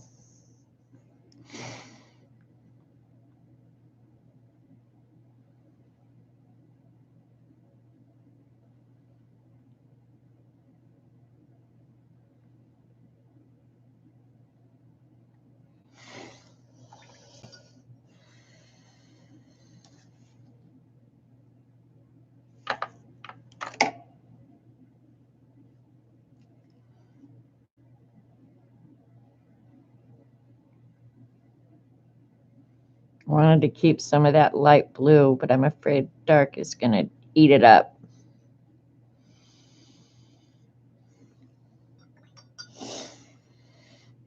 I'm learning. Jean, that little tip you gave me helped a lot to dip back.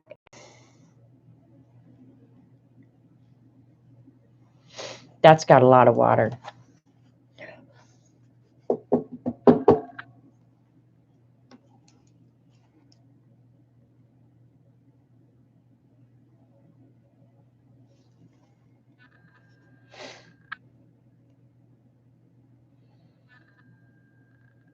Now the indigo with those other colors, I do like that. So use a damp brush rather than the tissue to pick up the excess water, easy to control. Thank you, Jean. Oh my God, I'm so glad your headache got better and you can come hang out.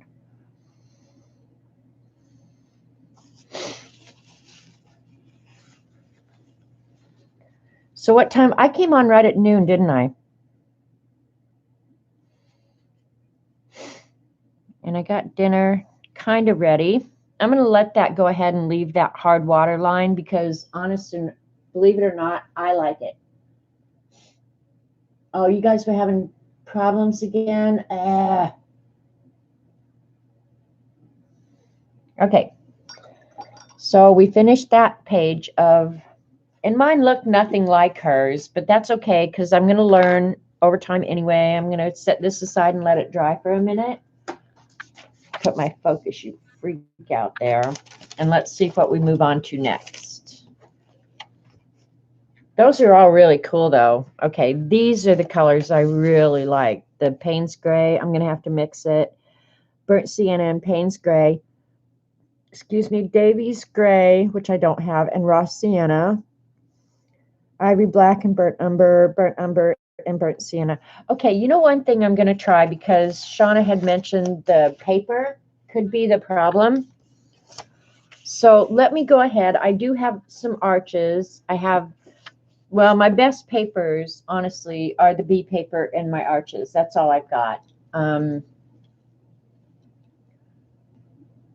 Hey, Dee Dee, welcome back. So maybe let's just, for the hell of it, let's get a sheet of arches out. Oh, I have a half a sheet, so that's good. We can, let's experiment on the different papers since I'm new to this and I'm trying to learn.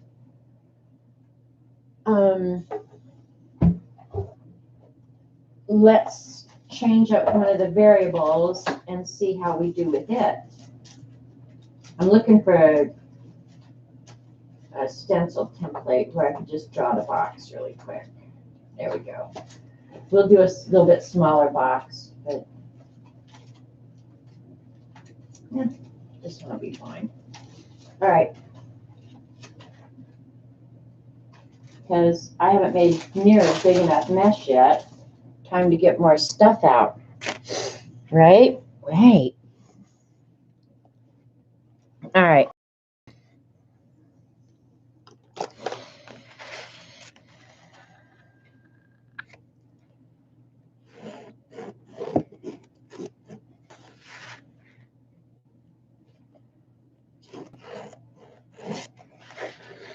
These are bigger boxes, but that's okay.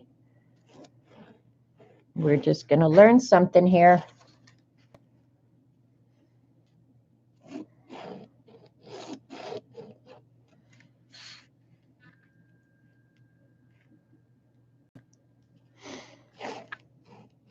Don't know how many boxes I need.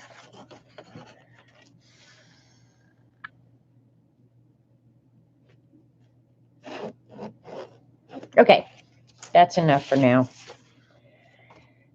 We're going to do the burnt sienna. Should we go back and redo one of the colors we've already done? I think that would be the best thing. And I've already got the blue out. So let's do that blue one over again. Right? The only thing is I'll need more. That was the peacock. All right. I'm getting confused here. Put up with my confusion. It's the cobalt that I need some of. Okay.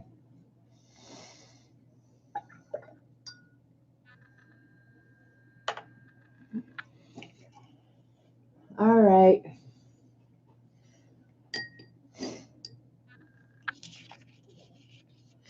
Now this, and I want to write it down before I forget. I mean, I could always come back. This is the arches. So we're going to see how the paints behave different on it. Because now I've got a decent brush. Now we'll use some good paper. The paints are good. Everything should be perfect at this point. Right? Right. I'll start with the cobalt again. Oh, Jean told me to paint down. Now, because I don't know, I'm assuming that this is going to be a lot thirstier paper is what I'm thinking, that it's going to suck up more of the water. Is that what I should expect? Oops.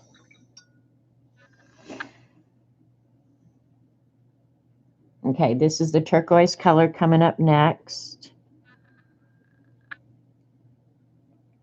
Oh my gosh. Oh, you guys, why did I find an expensive habit?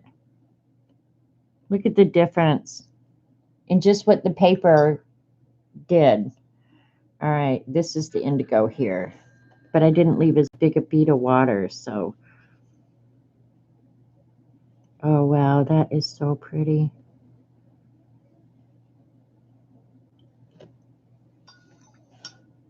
I'm going to add some purple in this one too this time because I've just got the paint here, so I might as well, right?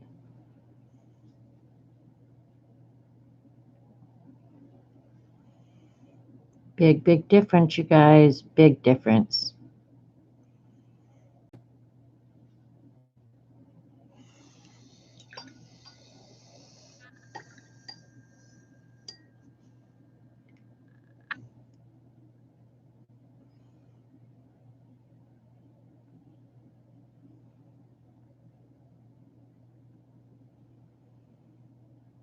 All right, that's it. I'm going to tell the rat, take out that second mortgage, bad boy. We're buying some more Arches paper around here.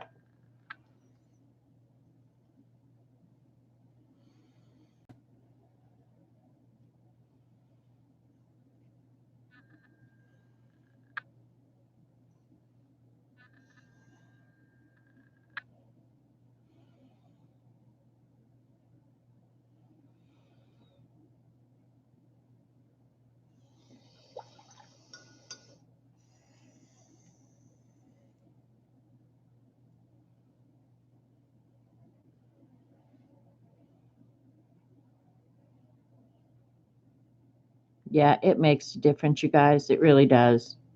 So I could tell just by the way, look at the difference in how the colors blended. And even with my stupid, dumbass beginner mistakes, you can see. And I'm not going to go back in, Vicky. I'm not. I'm tempted to, but I'm not going to. Hi, Quilty. I'm using the Mission Gold. And then if I don't have the adequate or an appropriate color for what she's using in the examples, I'm using some of the Daniel Smith. So, but for the most part, I'm trying to stick with the Mission Gold. And I was using bee paper. And my techniques have changed a little bit, but just the smoothness in how they're transitioning, really, there's almost a world of difference. A world of difference. You are using a translator. You've been talking in like Nairobi speak, CB. So yeah, this one definitely came out so much better. Let me see. Because I transitioned 1, 2, 3, 4, 5, 6, like 7 times in that square.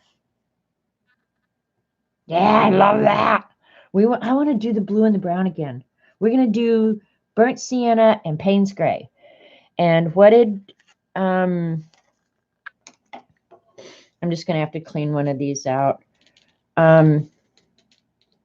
Vaughn told me I can make Payne's gray by using indigo and black, right? Isn't that what she said? I'm pretty sure that's what she said. Slap it back in chat, Vaughn. And by now, all of you who had ordered stamps, I would think, other than Marie, I still haven't sent Marie's because she has not sent me her address. Anybody who bought stamps should have gotten them by now. Okay, so Russian. You're speaking Russian now, CB. Awesome. I knew it was something I didn't have any clue about. All right, so I'm going to soften up my black here. Don't want to get too much. There's some black.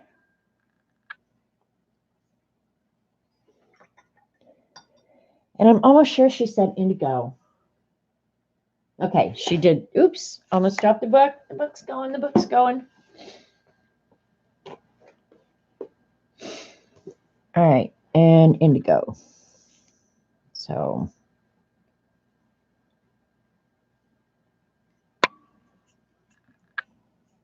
and I have this other piece of watercolor paper here, or I did yesterday. What did I do with it? I didn't throw it away. I know I didn't. All right. Can't find it, so I'll just use this. Yeah, that looks like Payne's Gray. I did pretty darn good there. Woohoo! All right, we're going to use Payne's Gray. I'm going to add maybe a little bit more blue to it.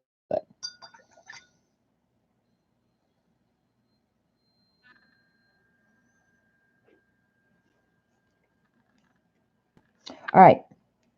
Payne's Gray and Burnt Sienna is what she did on this one. So where's the Burnt Sienna? Right there.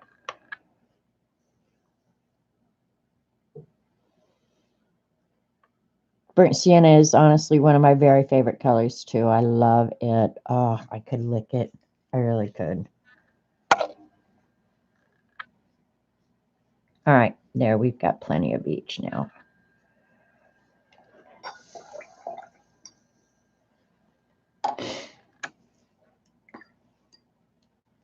All right, she starts with the, I'll show you the picture quickly so you can kind of see.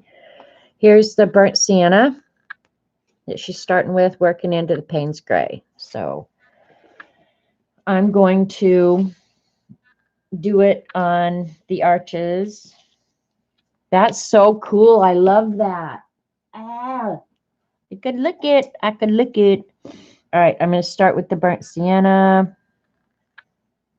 My brush was pretty wet to start with, so let's jump right in.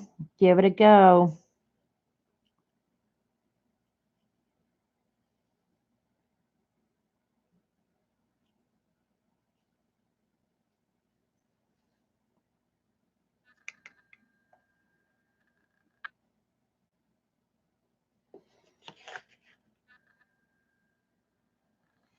I'm going to go ahead and add some of the Payne's Gray.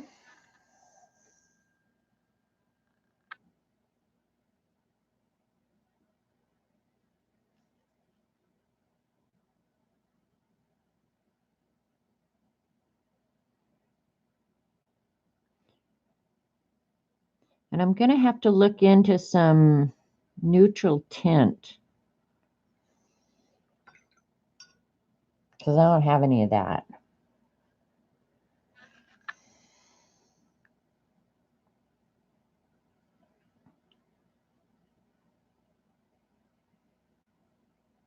Oh, this is so yummy.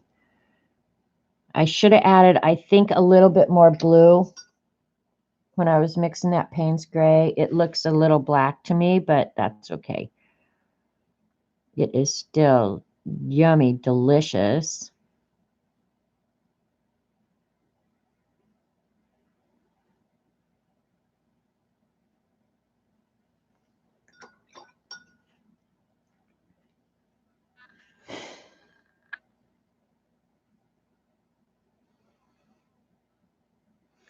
And I kind of am learning. I was just paying attention to how much water I left there and how much it was going to contaminate my burnt sienna. So I am learning. Daniel Smith neutral tint is awesome. Thank you, Vaughn. I will write that down right now on my Focus You Freak note. Daniel Smith. There was two things that I thought, oh, I haven't seen that in anything I've. Daniel Smith, neutral tint. And then there was another one. Let me go back to that page. That is so yummy. I'm just saying, it's yummy. Let me go back and tell you the other one that I wasn't sure about. The Davies Gray, I think, is just, it's a warm gray. And so I think I need to probably get that too, because I don't think I have anything that would make that nice warm gray like that. So this is a slippery freaking slope, boys and girls. Slippery slope. Janet, every paint you have there will make a neutral paint. Oh, okay. When I get life organized, I need to get back to reading this book. Thanks, Nana. Okay, Ian, when you say every paint you have there will make a neutral paint, so you're saying to mix the colors opposite the color wheel, which will make a neutral color. Is that kind of what you're indicating? Do you like that one, Eileen, now? Oh my God, I finally made Eileen happy. My life is complete. I can sleep well tonight knowing that. And I pinched Robert on the butt for you. He was so happy. He said, I just love that girl.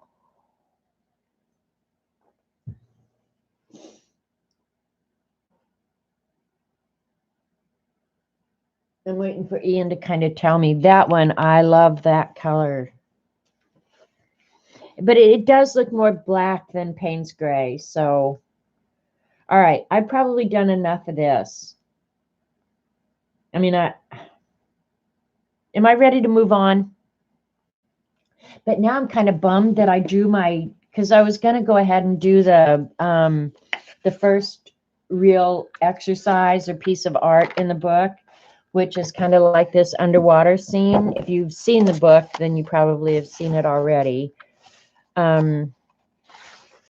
It's kind, but anyway, she does talk, and this is true of anything that you're going to do. If you want to do a finished piece of art, always come up with your sketch and then kind of plan out your colors using colored pencils or whatever. I'm going to use exactly what she used, well, to the best of my ability, given the colors that I have or don't have.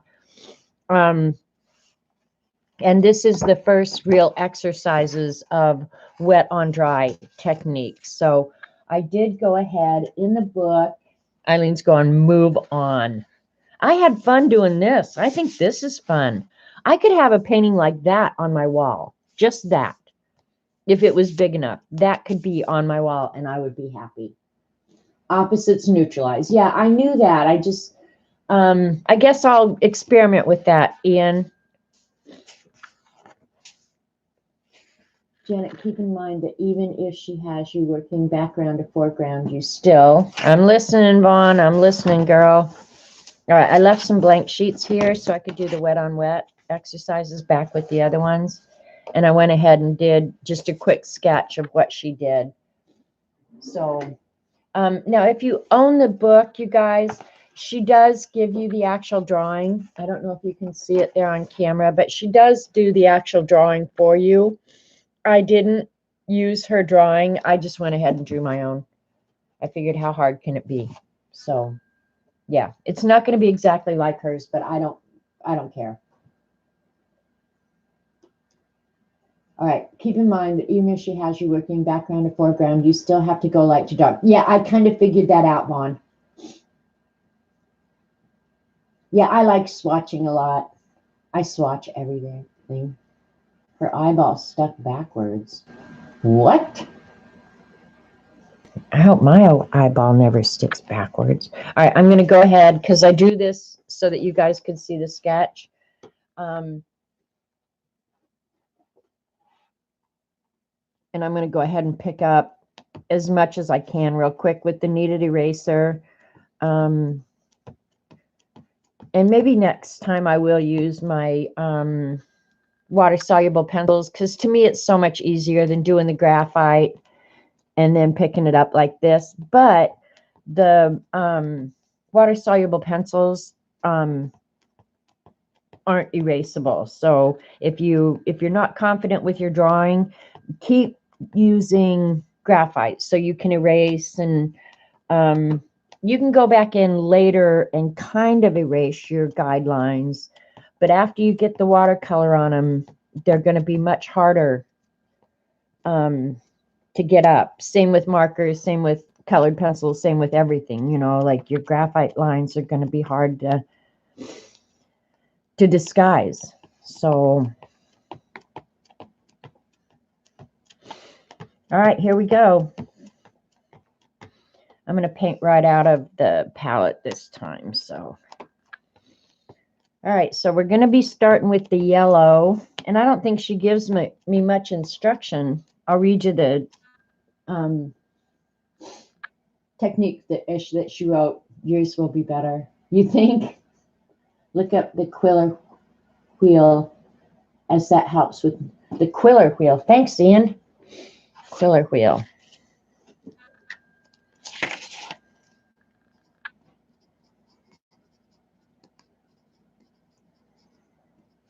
Got it.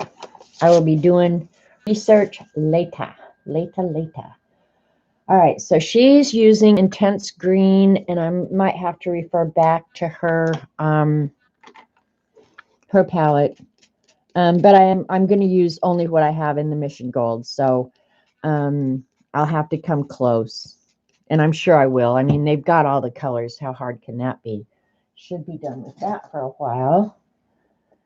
All right, so here's what she says about painting this bad boy water scenery thing. She says painting in order. After you've already planned out your colors and did your sketch and everything, she says paint from easiest to hardest. This will warm up your hand, making it easier to tackle the more complicated parts of the design. I started with the oval shaped plants because they're a simple shape. That makes sense to me. and especially if you're letting it dry. After you finish painting, touch up any edges or spots as the paint dries. Once the art is completely dry, erase any visible guidelines with a kneaded eraser to finalize your piece. So here's the technique that she says. Now we'll paint an arrangement of sea life using the wet on dry technique. As you can see, I've created a general outline for you already, which I ignored. You can create my example or fill in your own details. Plan out your color scheme and start painting a design one color at a time. When you have one design element inside another, like the oval sea plants with open center is shown here, paint the outer shape first and the inner shape second. That's good to know for me. That way you can correct any issues with the edges as you define the inner element. There you go. I think I'm going to, because to me they're all simple shapes. I mean, I think. I'm going to start lightest to darkest. Let me see if I can. Well, you're just going to have to trust me because I don't have enough room here. Yeah. So the color she used was intense green, vivid green, magenta, cobalt, dioxazine violet, manganese blue, cobalt blue, ultramarine, burnt sienna, and raw sienna. And she used a round and an 03 brush. I'm going to go ahead and stick with my 06 and try and do the whole thing that way. And we'll just see.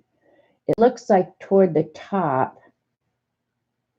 And I know it's hard to reproduce a watercolor in printing inks, but yeah, I'm going to start with, she started with the raw sienna and the burnt sienna up in here. I'm going to start with that. I'll start with the raw sienna first. Keep your fingers crossed. The nice thing is, though, it's in a book and it's spiral bound, and if it really sucks, I can just throw it away. How about that? All right, so it's the yellow parts. I'm going to start kind of, ooh, I need more water. Maybe I am going to have to use a palette.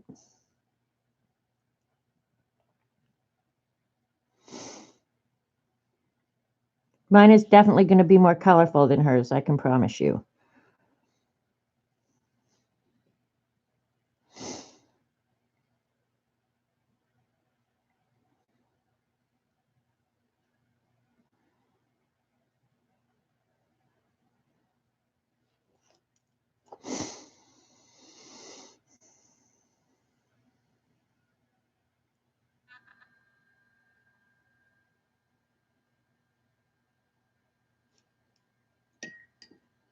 Okay, now I might get quiet because I have to be thinking more.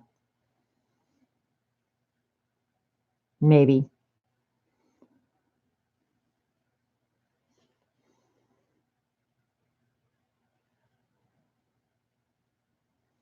And tell me if I'm wrong. I thought I needed to go back in there with that burnt sienna right away. The yellower color is the raw sienna, obviously, and I wanted to go back in there with the burnt sienna around the edges, so I wouldn't get hard water or hard lines, right? That was my thinking there. I think that's what I've learned so far. You guys can tell me. And I have to work in parts of the painting where it's still kind of wet.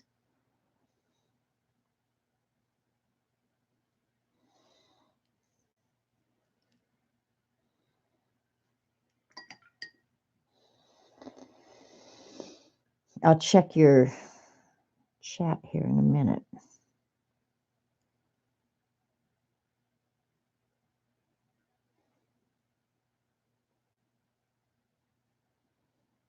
But now that I've got the wet paint down, I got to kind of keep moving. Moving.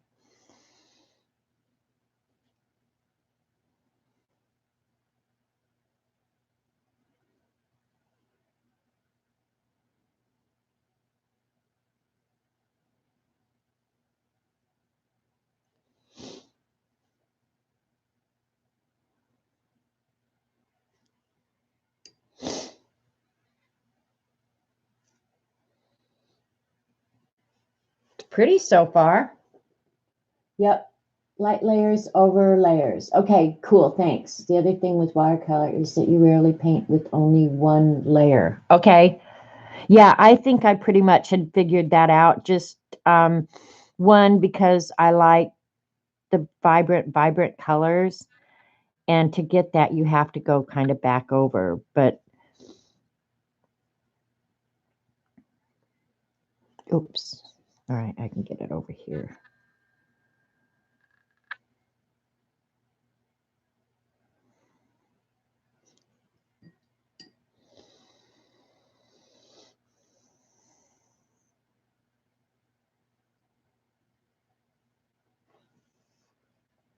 All right, and that one's going to actually fade into the green. Oh, I forgot the other thing. All right, I'll just paint it. I got to let that dry first.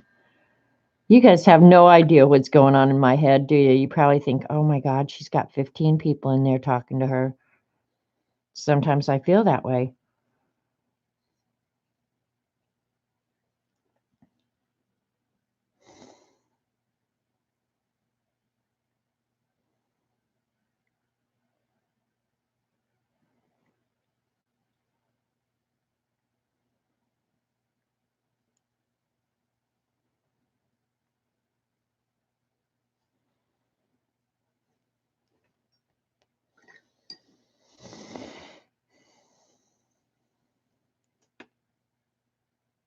Oops.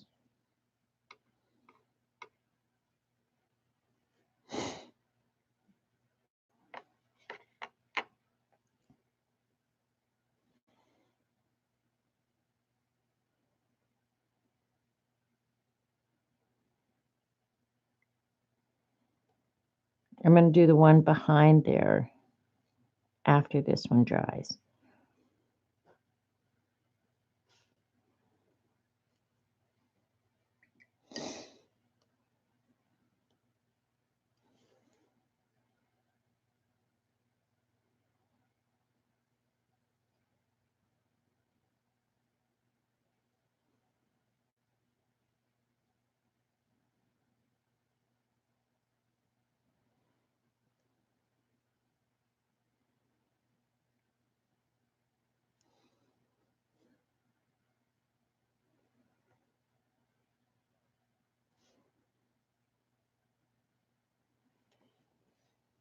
I'm liking those.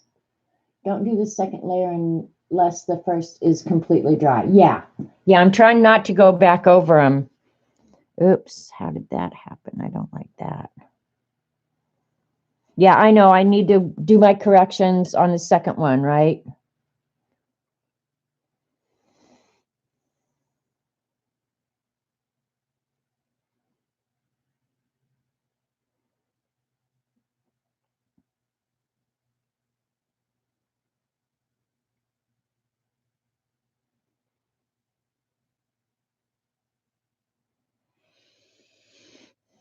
Oh, that one I need to end right about there, actually.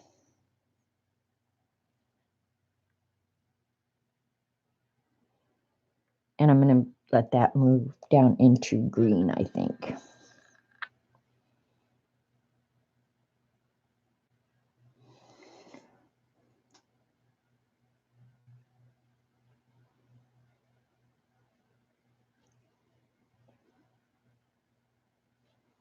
Oops.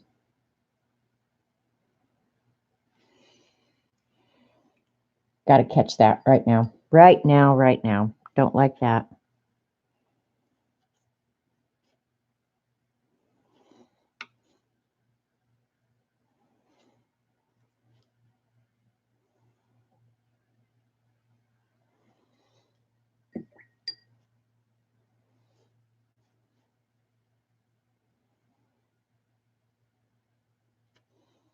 Okay, that's better. Only I wasted all that time now. Calm down. Calm down. Calm down.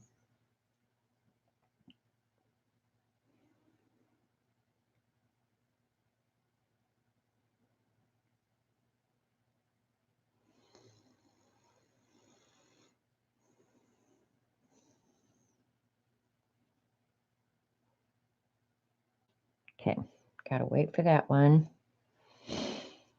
Okay.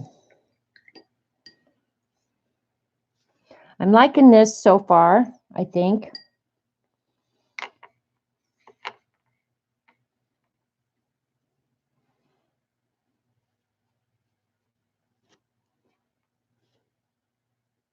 Damn it.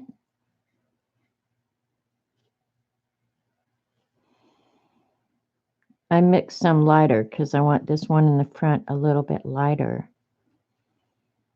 I'm going to end up with a hard line there, which will piss me off, but that's okay.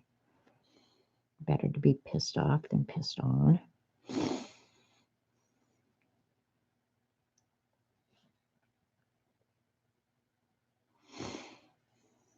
All right. I think I'm going to go ahead. Thinking out loud, and mix some of the light green. And transition from this into the green maybe a little bit. I'm going to try, because I think that's what that whole lesson, all that crap I was doing was about, was right. Transitioning from this into the green, right?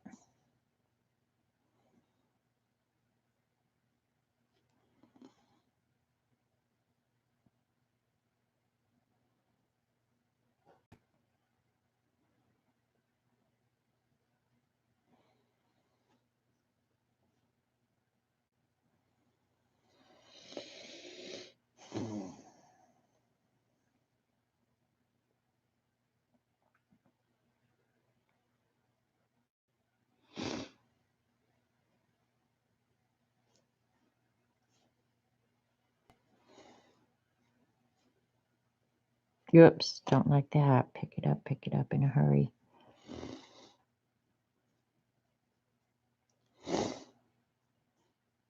I probably should have just painted this all the way down until it stopped. I just didn't want to get the green out yet, which is probably stupid.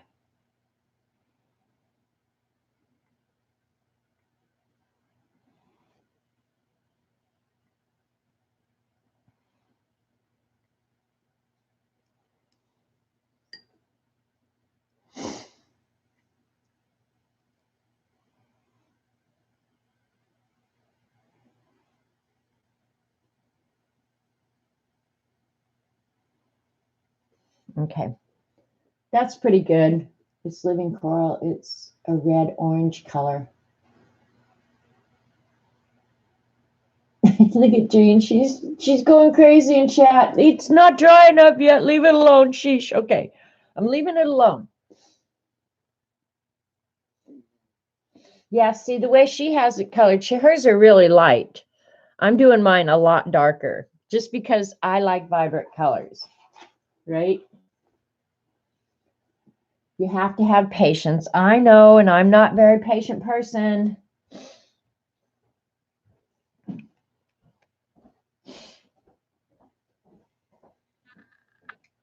Are you feeling like you want to make me a cup of coffee here in a minute? Say again?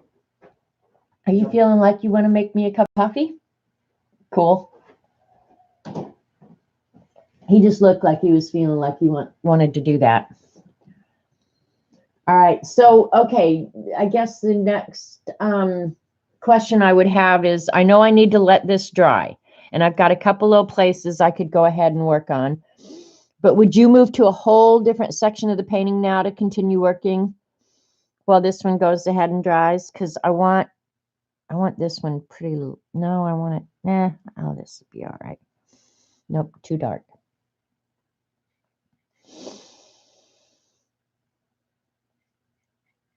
You guys that have done this for a long time are probably just going, oh my God, she is going to drive me crazy.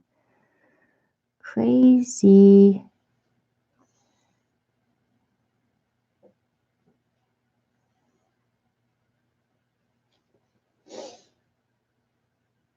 Poof, you're a cup of coffee. That's probably what he should have said. Oh, and when checking for wetness, use the back of your hand as there is less oils there. That's good to know.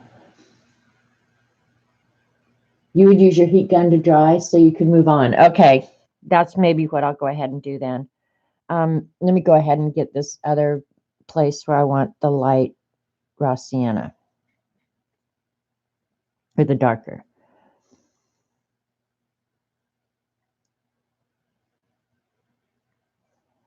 Because that is actually dry now.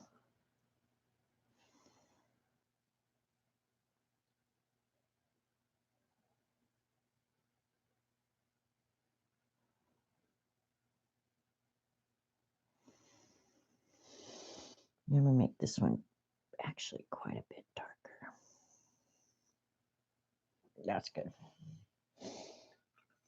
All right, maybe I will just go ahead and dry it real quick because it will only take a second.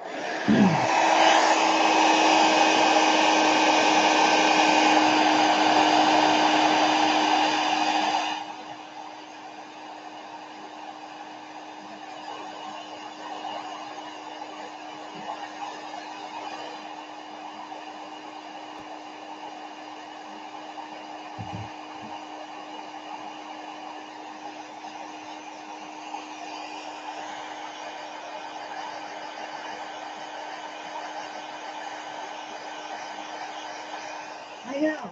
I like that too. When he just walks through the room and he looks like he's just dying to do something nice for me. It's awesome that way.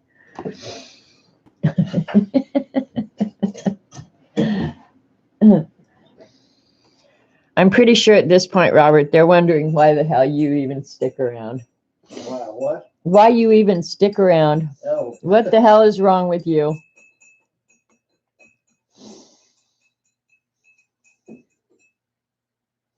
And I should have done more green over there, and I didn't. You want this And nuked? now it's too late.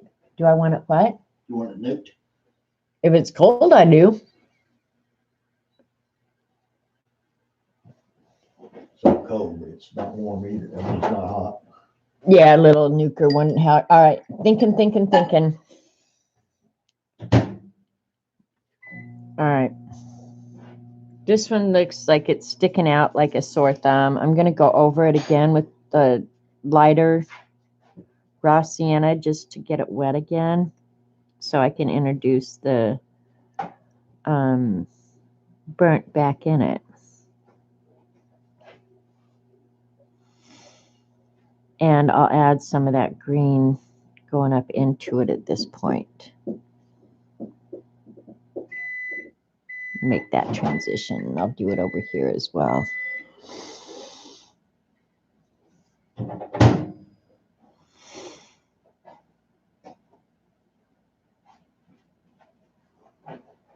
As usual, it's kind of full. Thanks, Sonny. You're welcome. I appreciate it. There you are. That's why he stays, because I do appreciate him a lot. Gracie, the musical scrapper, does love art too. I know you do. I do.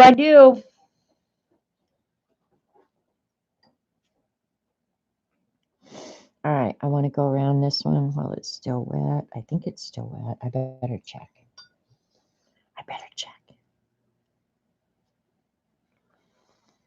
It is now.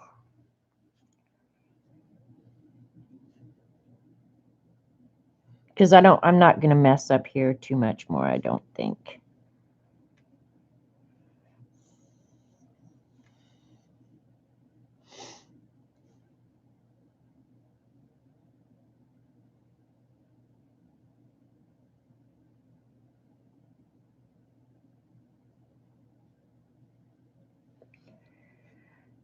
Nose. Yeah, that's fine.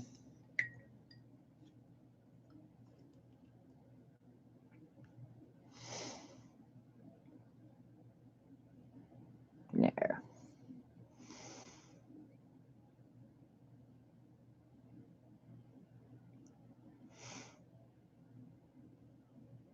Too much to think about. Oh my God, there's too much to think about.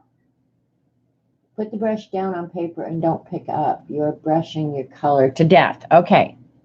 So she's saying put the brush down on paper and don't pick it up. You're brushing your color to death. Robert is a good one. Undoubtedly.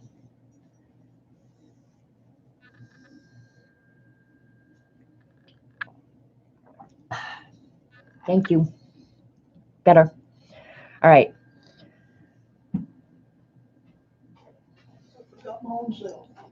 Well, you better fix that. All right, so that part of it's done. This I am going to do a lot lighter. And let's see, I think she used on that part of it. Looks like kind of a combination of this, the blue, and then the purple over here. So I think next I'm going to, I'll do the blue down in here and the purple last, and then I'll have paint left to do all that. So I'm going to go, so I can make the really, really light colors, I'm going to go wash one of these out. Yeah, this one's good. Take just a second. Just cool your jets.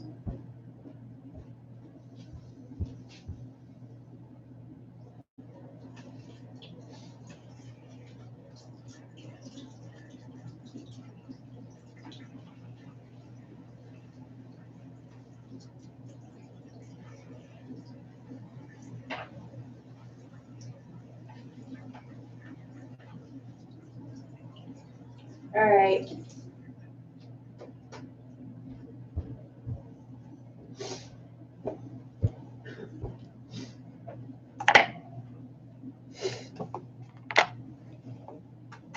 All right, so the colors I want here are like the greens, the intense green,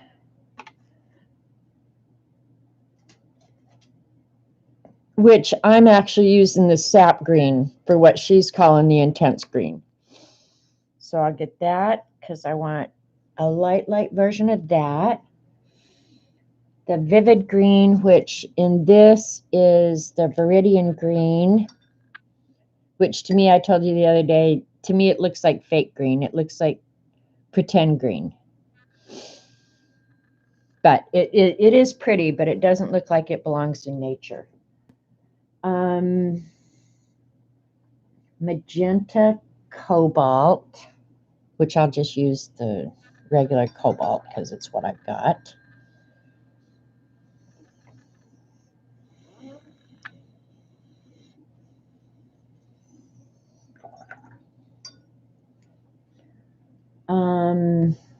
Manganese blue, which is in that other set.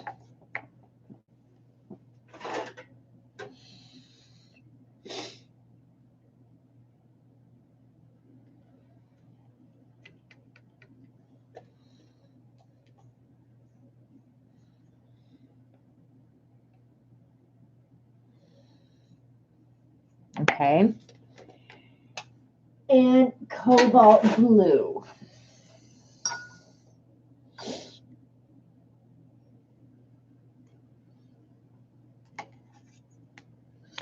All right, there's all the blues and the greens that I'm going to use. I think, oh, she did have a little bit of ultramarine in there as well. So we'll grab some of that real quick. Okay, that's what we got. Now, mixing these, it looks like Viridian. Yeah, that's what I used. And that's what I used. Add some blue or yellow to it to make it go lighter or darker, depending on what you want. Okay.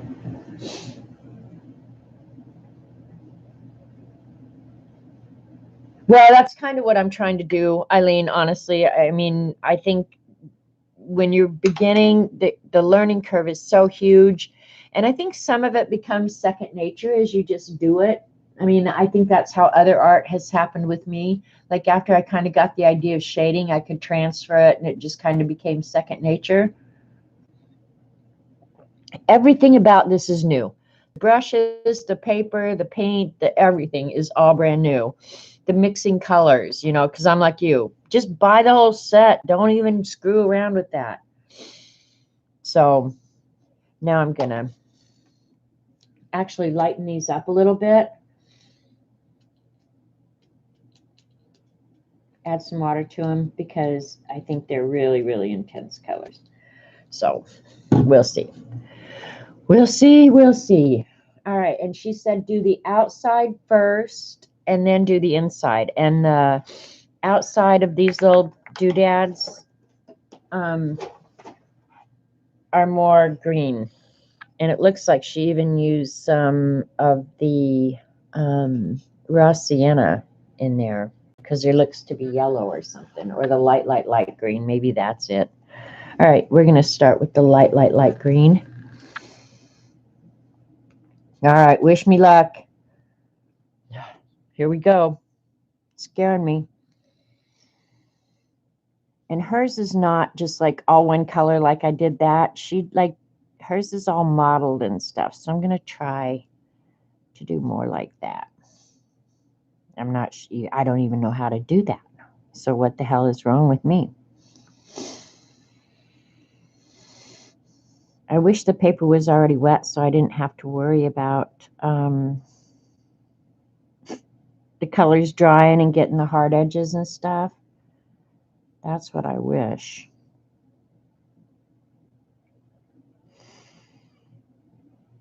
So much for light colors, right?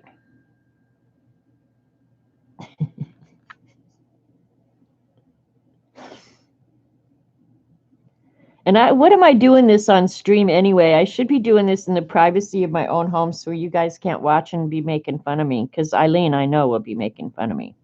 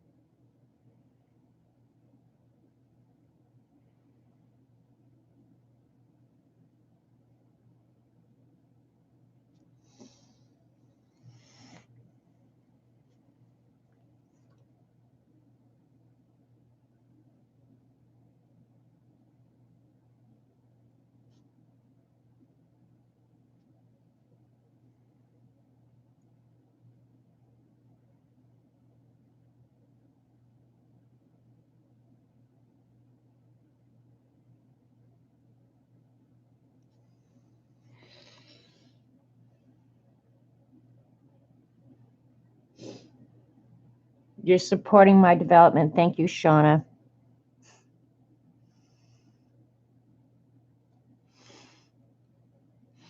Okay.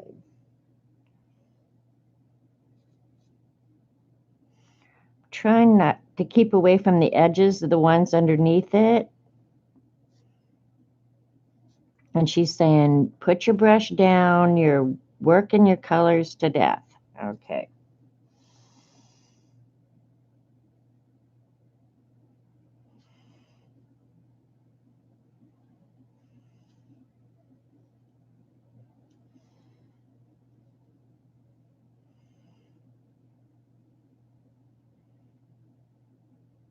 All right, I'm going to have to go back in with the edges later to differentiate between the plants, I guess.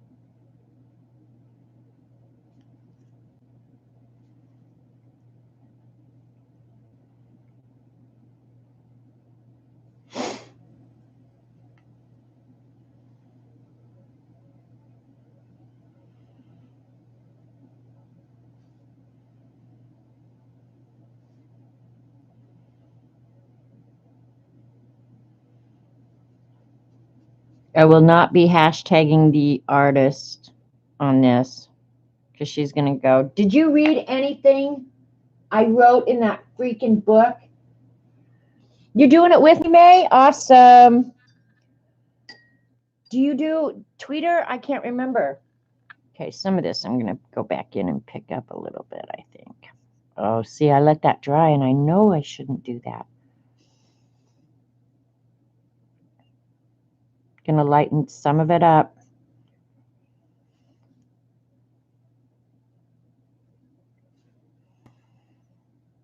Oh, well, live and learn. Live and learn. That's why I bought a beginner book, right? That's right.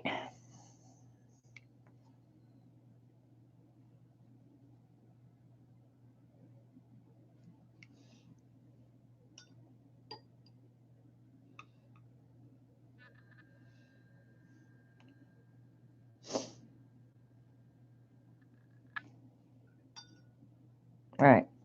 Got myself some more green. I'm going to start over on this one now.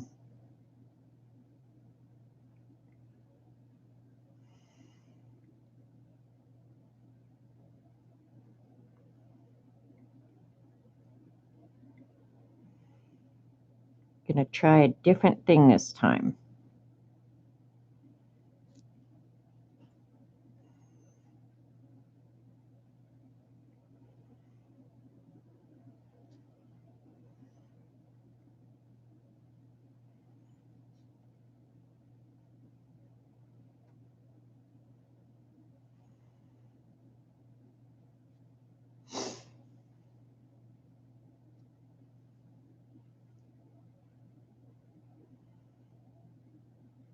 Okay. It looks like she has dripped colors into those blue-green finger things. No, I shut my Twitter down. Too confusing, but you do it. Okay, because so I can see it on Instagram. So that's cool. I forget where I follow different people, and like on, well, certain people like Dee Dee, Jean, most people I follow both on Twitter and IG. So anything they post, of course, I see multiple times. Julie as well. And I like them every time I see them. And then some people I only, see on Instagram or whatever. So, but as long as you're someplace, I'll find it.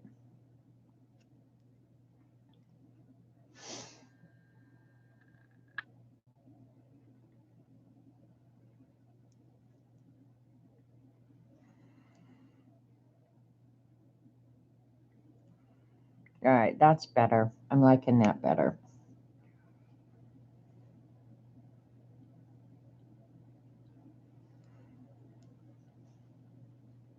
Use the back. Okay, I'm going to go ahead and draw that before I do the last 2 or 3. I think that is going to work better. Better. I do have Facebook.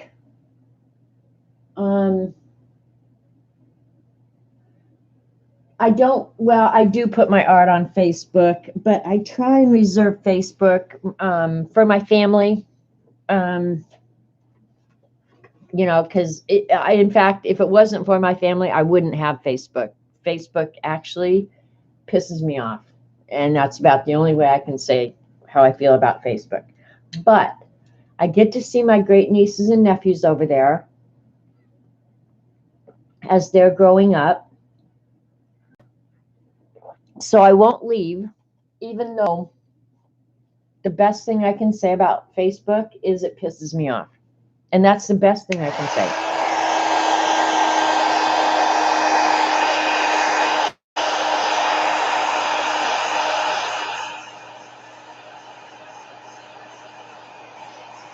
White Knights go by a different name, though, too, don't you, Shauna?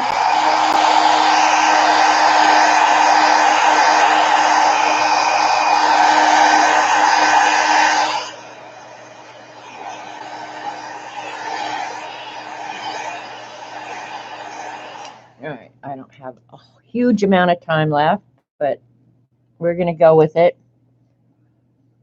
Get some more of that light green. I really love that light green in this. It's called sap green. I really love it. Need more water. All right, let's go for the last part here. And if I have to go back in, I'll go back and delineate between each of these little whatevers.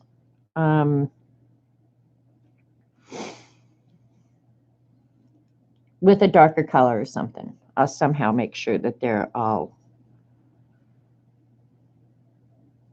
individual little plants. You know what I mean? Your fingers.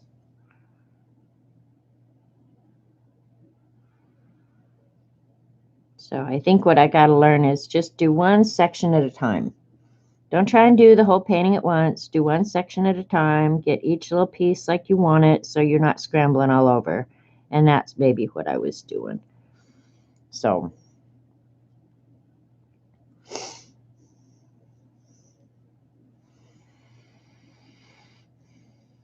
these two are just going to have to meld into each other. But there's certain things I can tell I've already learned, you know, things that I won't do a second time, I think. And that's part of the whole learning thing.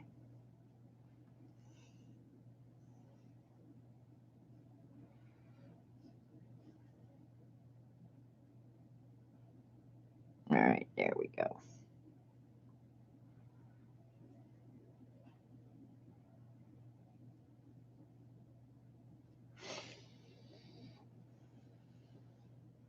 The colors are not depicting accurate. You guys are looking at that like it's kind of a gray. That is as bright a green as you can imagine right now. Like it's not even close to the color that I'm looking at on my screen. This is more accurate. This up here, the siennas, this is more accurate. This down here is nowhere close to what you're seeing. Not how you get there. Oh, enjoy the journey. Yeah, I agree, Shauna. I'm going to certainly try. Certainly going to try. Straighten that up. I'll give it another dry. Might have to go back. That one I really screwed up. But oh well. What are you going to do, right? Bye, Gracie.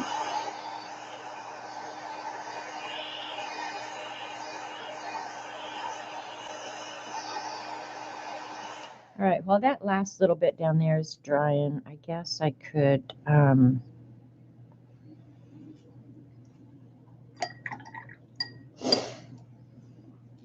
just trying to think.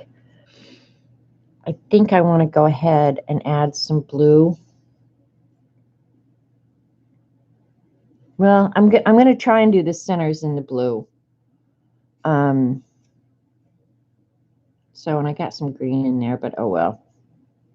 A little bit of green never hurt anybody. All right, this may be cheating, honestly, but I'm going to go ahead and use just some clean water in here and get the paper wet first. And I know I'm supposed to be doing dry on dry, but I'm not, because I want these to look, I'm going to do them in blue. And I want the paper wet first. So I'm cheating. Cheater, cheater, cheater.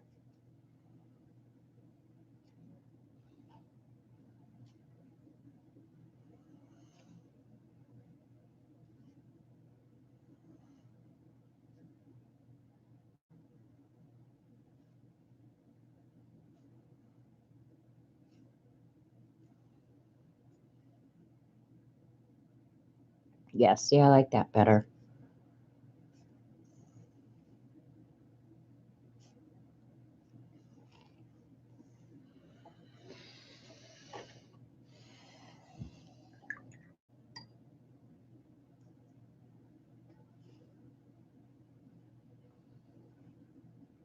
Oop, cat hair. Cat hairs and watercolor can be a real issue, I've learned.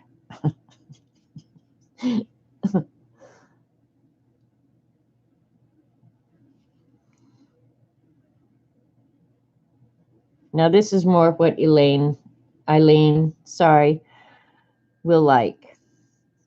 Where I'm not trying to control it so much. And I will like it better too.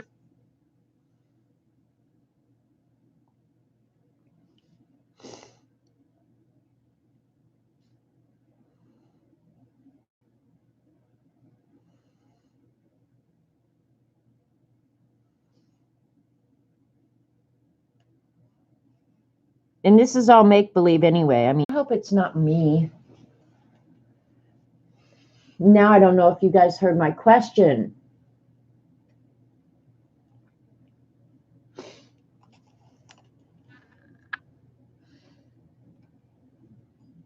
Okay, so everybody's getting it. So I don't know if that's me or YouTube. I kind of think it's YouTube. My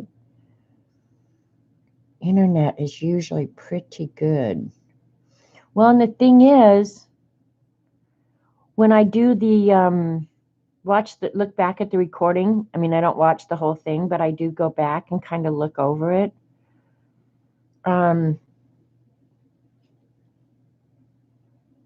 Okay, I'm back. When I go back, it appears as though my recording is all intact, which indicates to me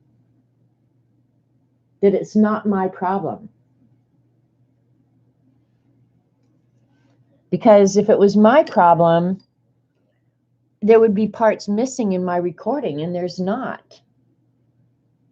Okay, I'm just going back in and trying to fix some of this. And I don't know if, did you watercolor people hear my question about, is it too late to go back and pick up color now that it's dry, or is that permissible at this point? I mean, I know I can go back in and move it like I just did with that. I know that I can do that. But what I don't know is, can I go back in and lift color? And what problems do I create by doing that?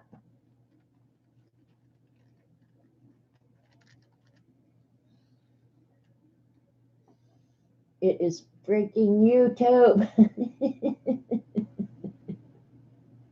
Depends if it's staining and if you have a scrubby brush.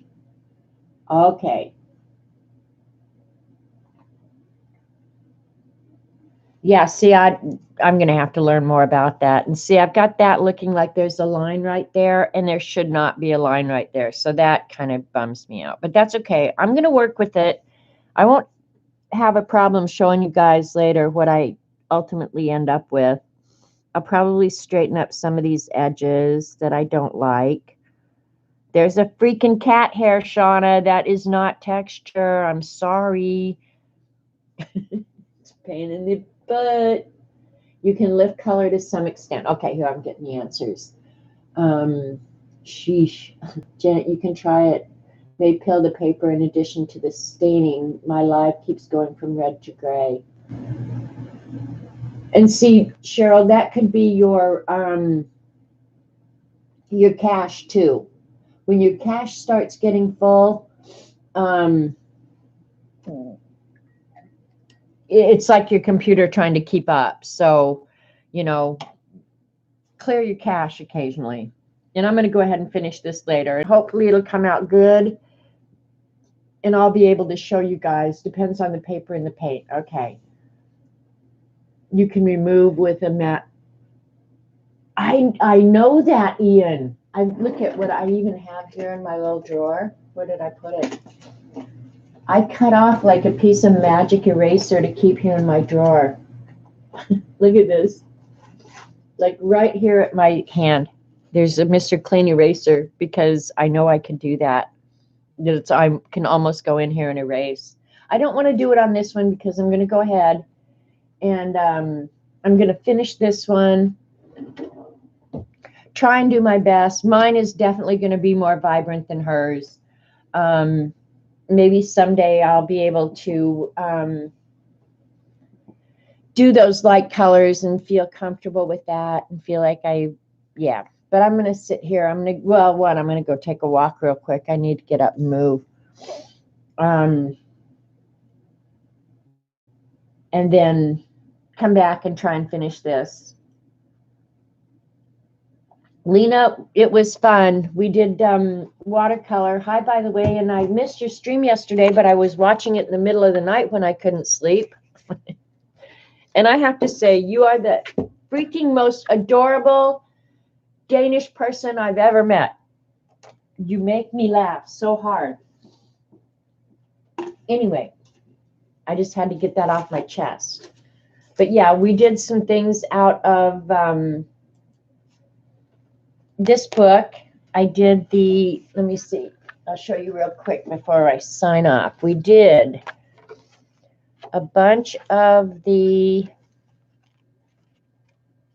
mixing dry, wet on dry, mixing back here. These were stupid, dumbass beginner mistakes, so just ignore those. But then I think I finally got some fun stuff that I enjoyed.